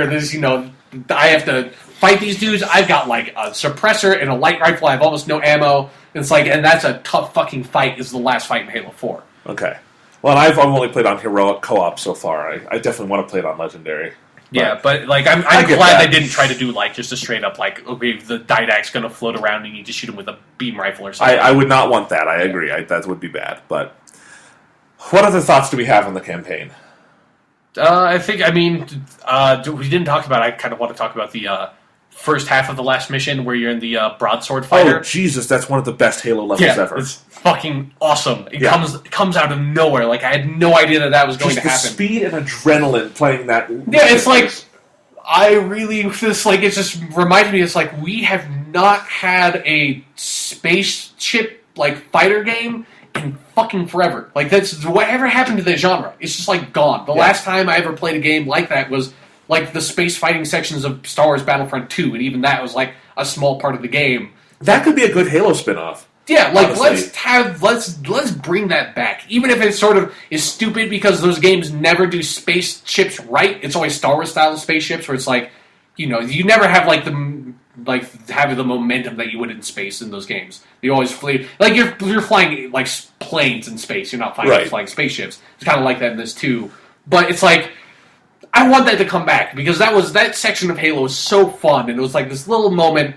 It was really cool. It was a really nice way. I mean, that would be kind of how I would have ended the game almost as, like, the boss fight. Although then the temptation would be just to do the Halo 1 ending, but in a spaceship. But still, that section of the game was so much fun. They pulled it off so well. We keep saying they didn't do the Halo 1 and 3 ending in this game. They did. They just did it in level 3. Yeah, they did. I mean, they did do the ghost thing, but it was...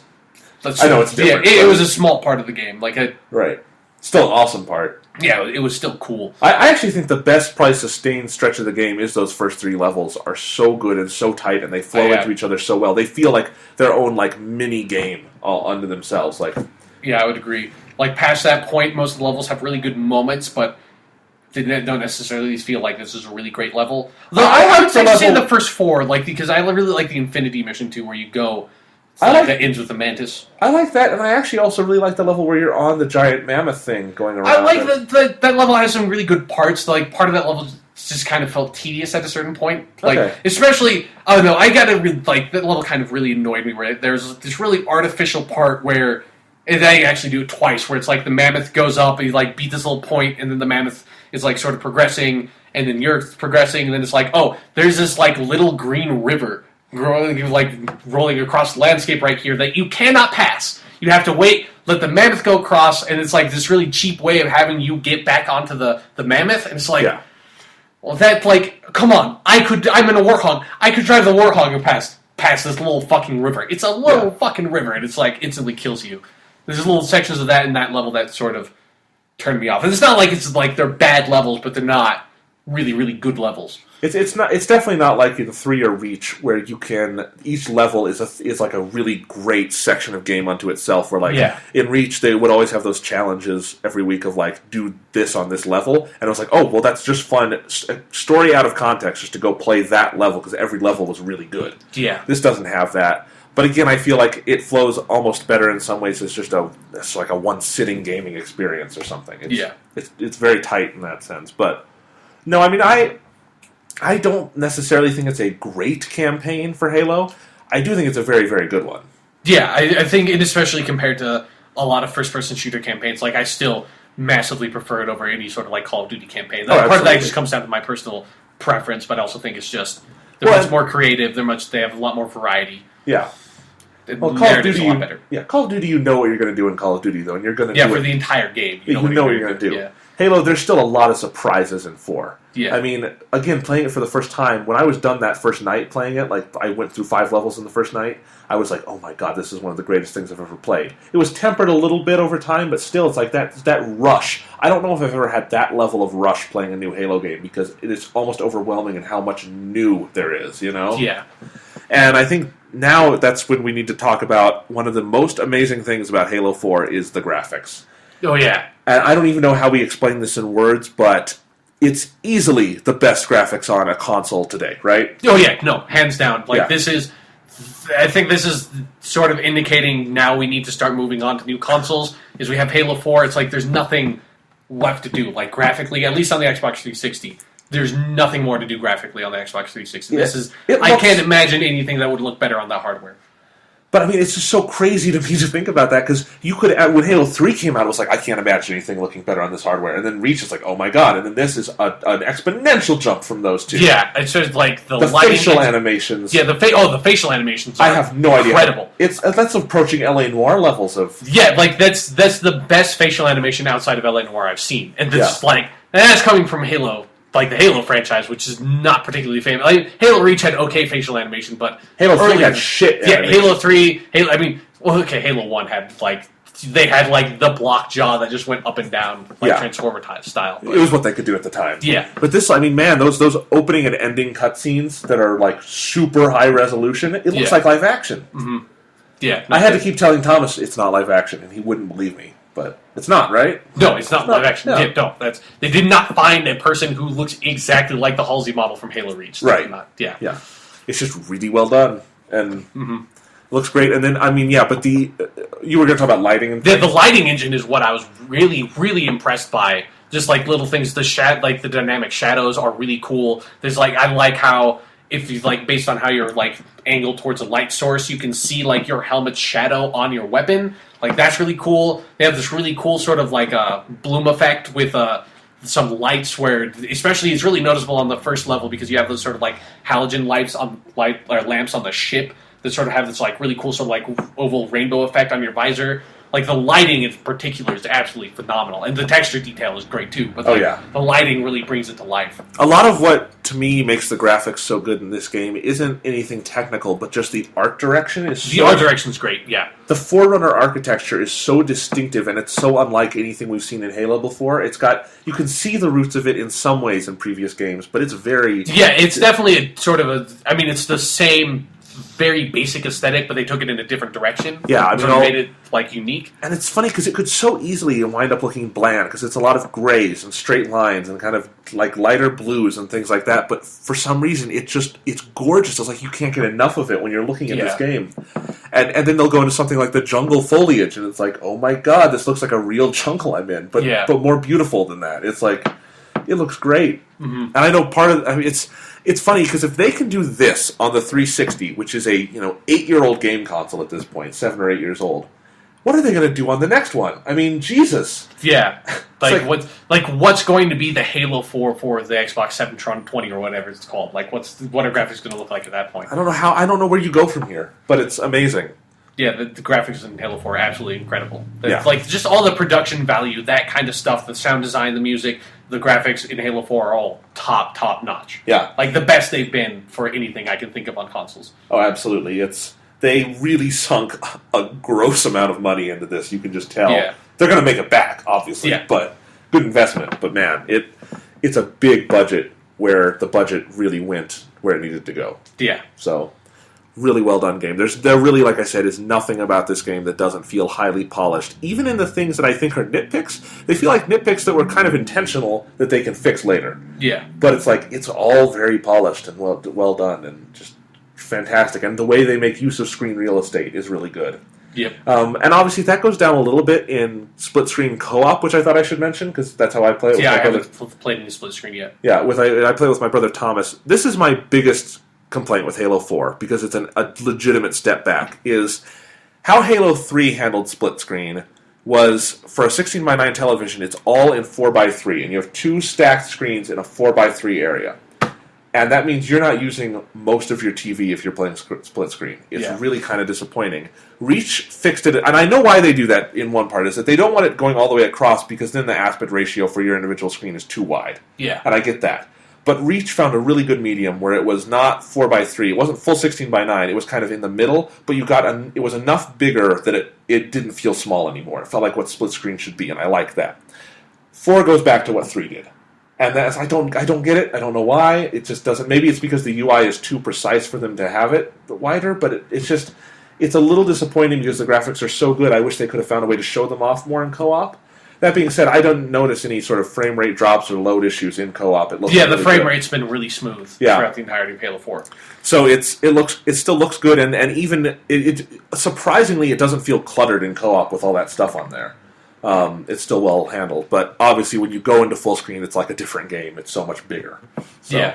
So that reminds me of one thing that I always love about the Halo games. Since Halo 3 is the HUDs, it's like Halo 4 is the coolest fucking HUDs in the game.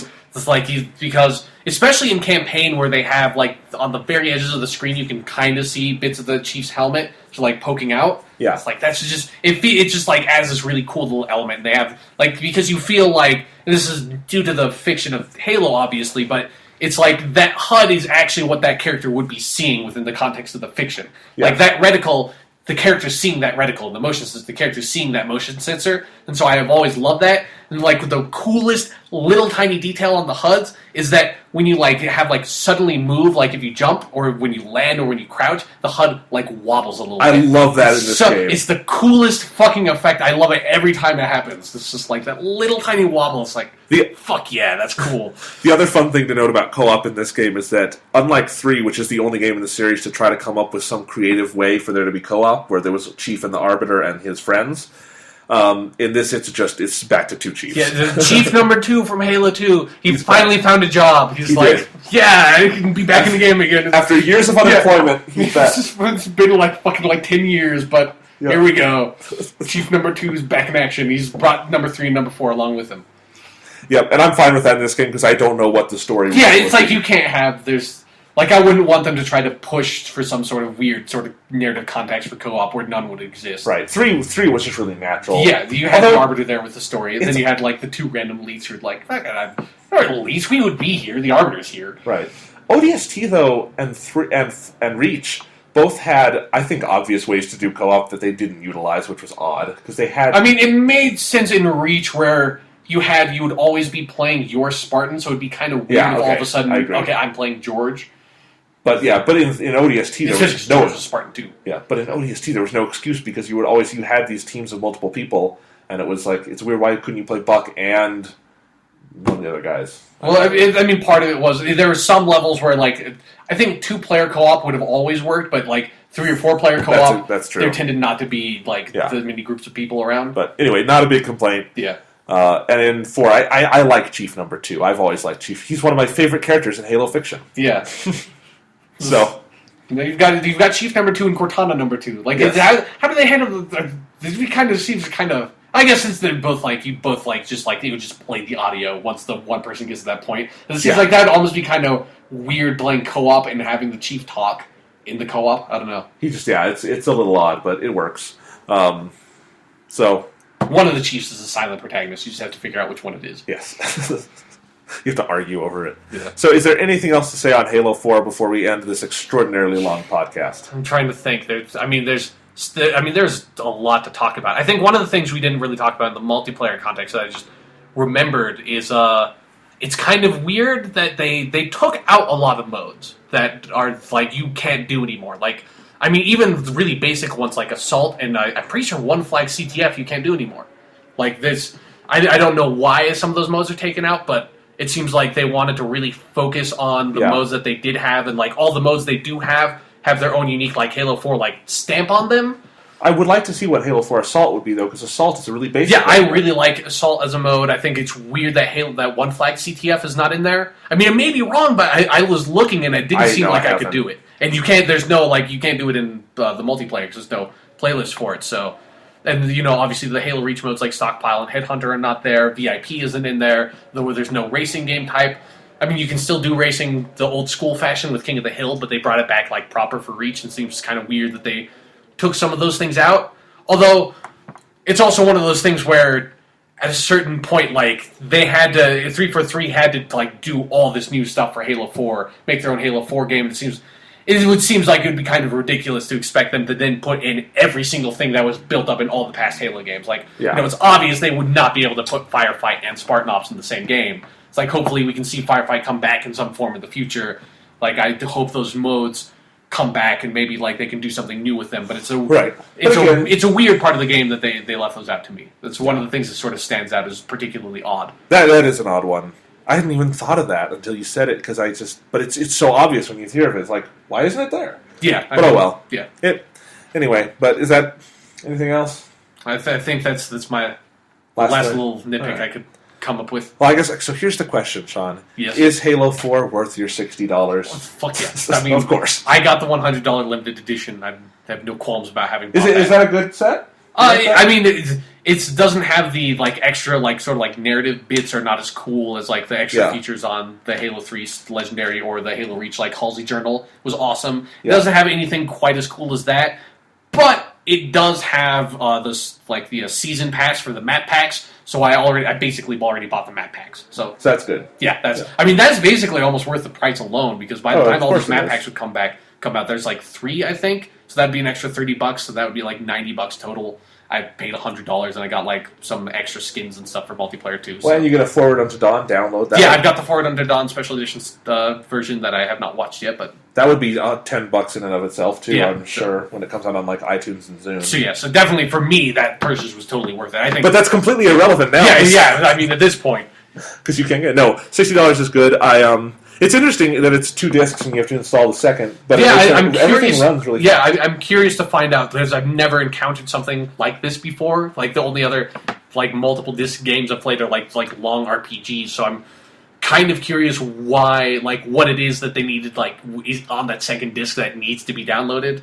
But I wouldn't be surprised if it's all like the multiplayer maps and certain textures and skins and things, because there's no way you could fit those graphics onto an 8 gigabyte disc. I mean, That's the thing that's the barrier right now is space on a DVD. They need to move to Blu-rays because they have enough space to make big games. Yeah, but it's it's this little interesting, weird little thing that you have like this 4 gigabyte or so download on that you have to do for the multiplayer disc to play, and then it's like, but you just put the multiplayer disc in, download it, never need to use that thing again. It's a great looking coaster. Yeah, got good art on it. Mm-hmm. All right, so that is our Halo 4 review. It's been long. We hope you've enjoyed it. Hope you're enjoying Halo 4.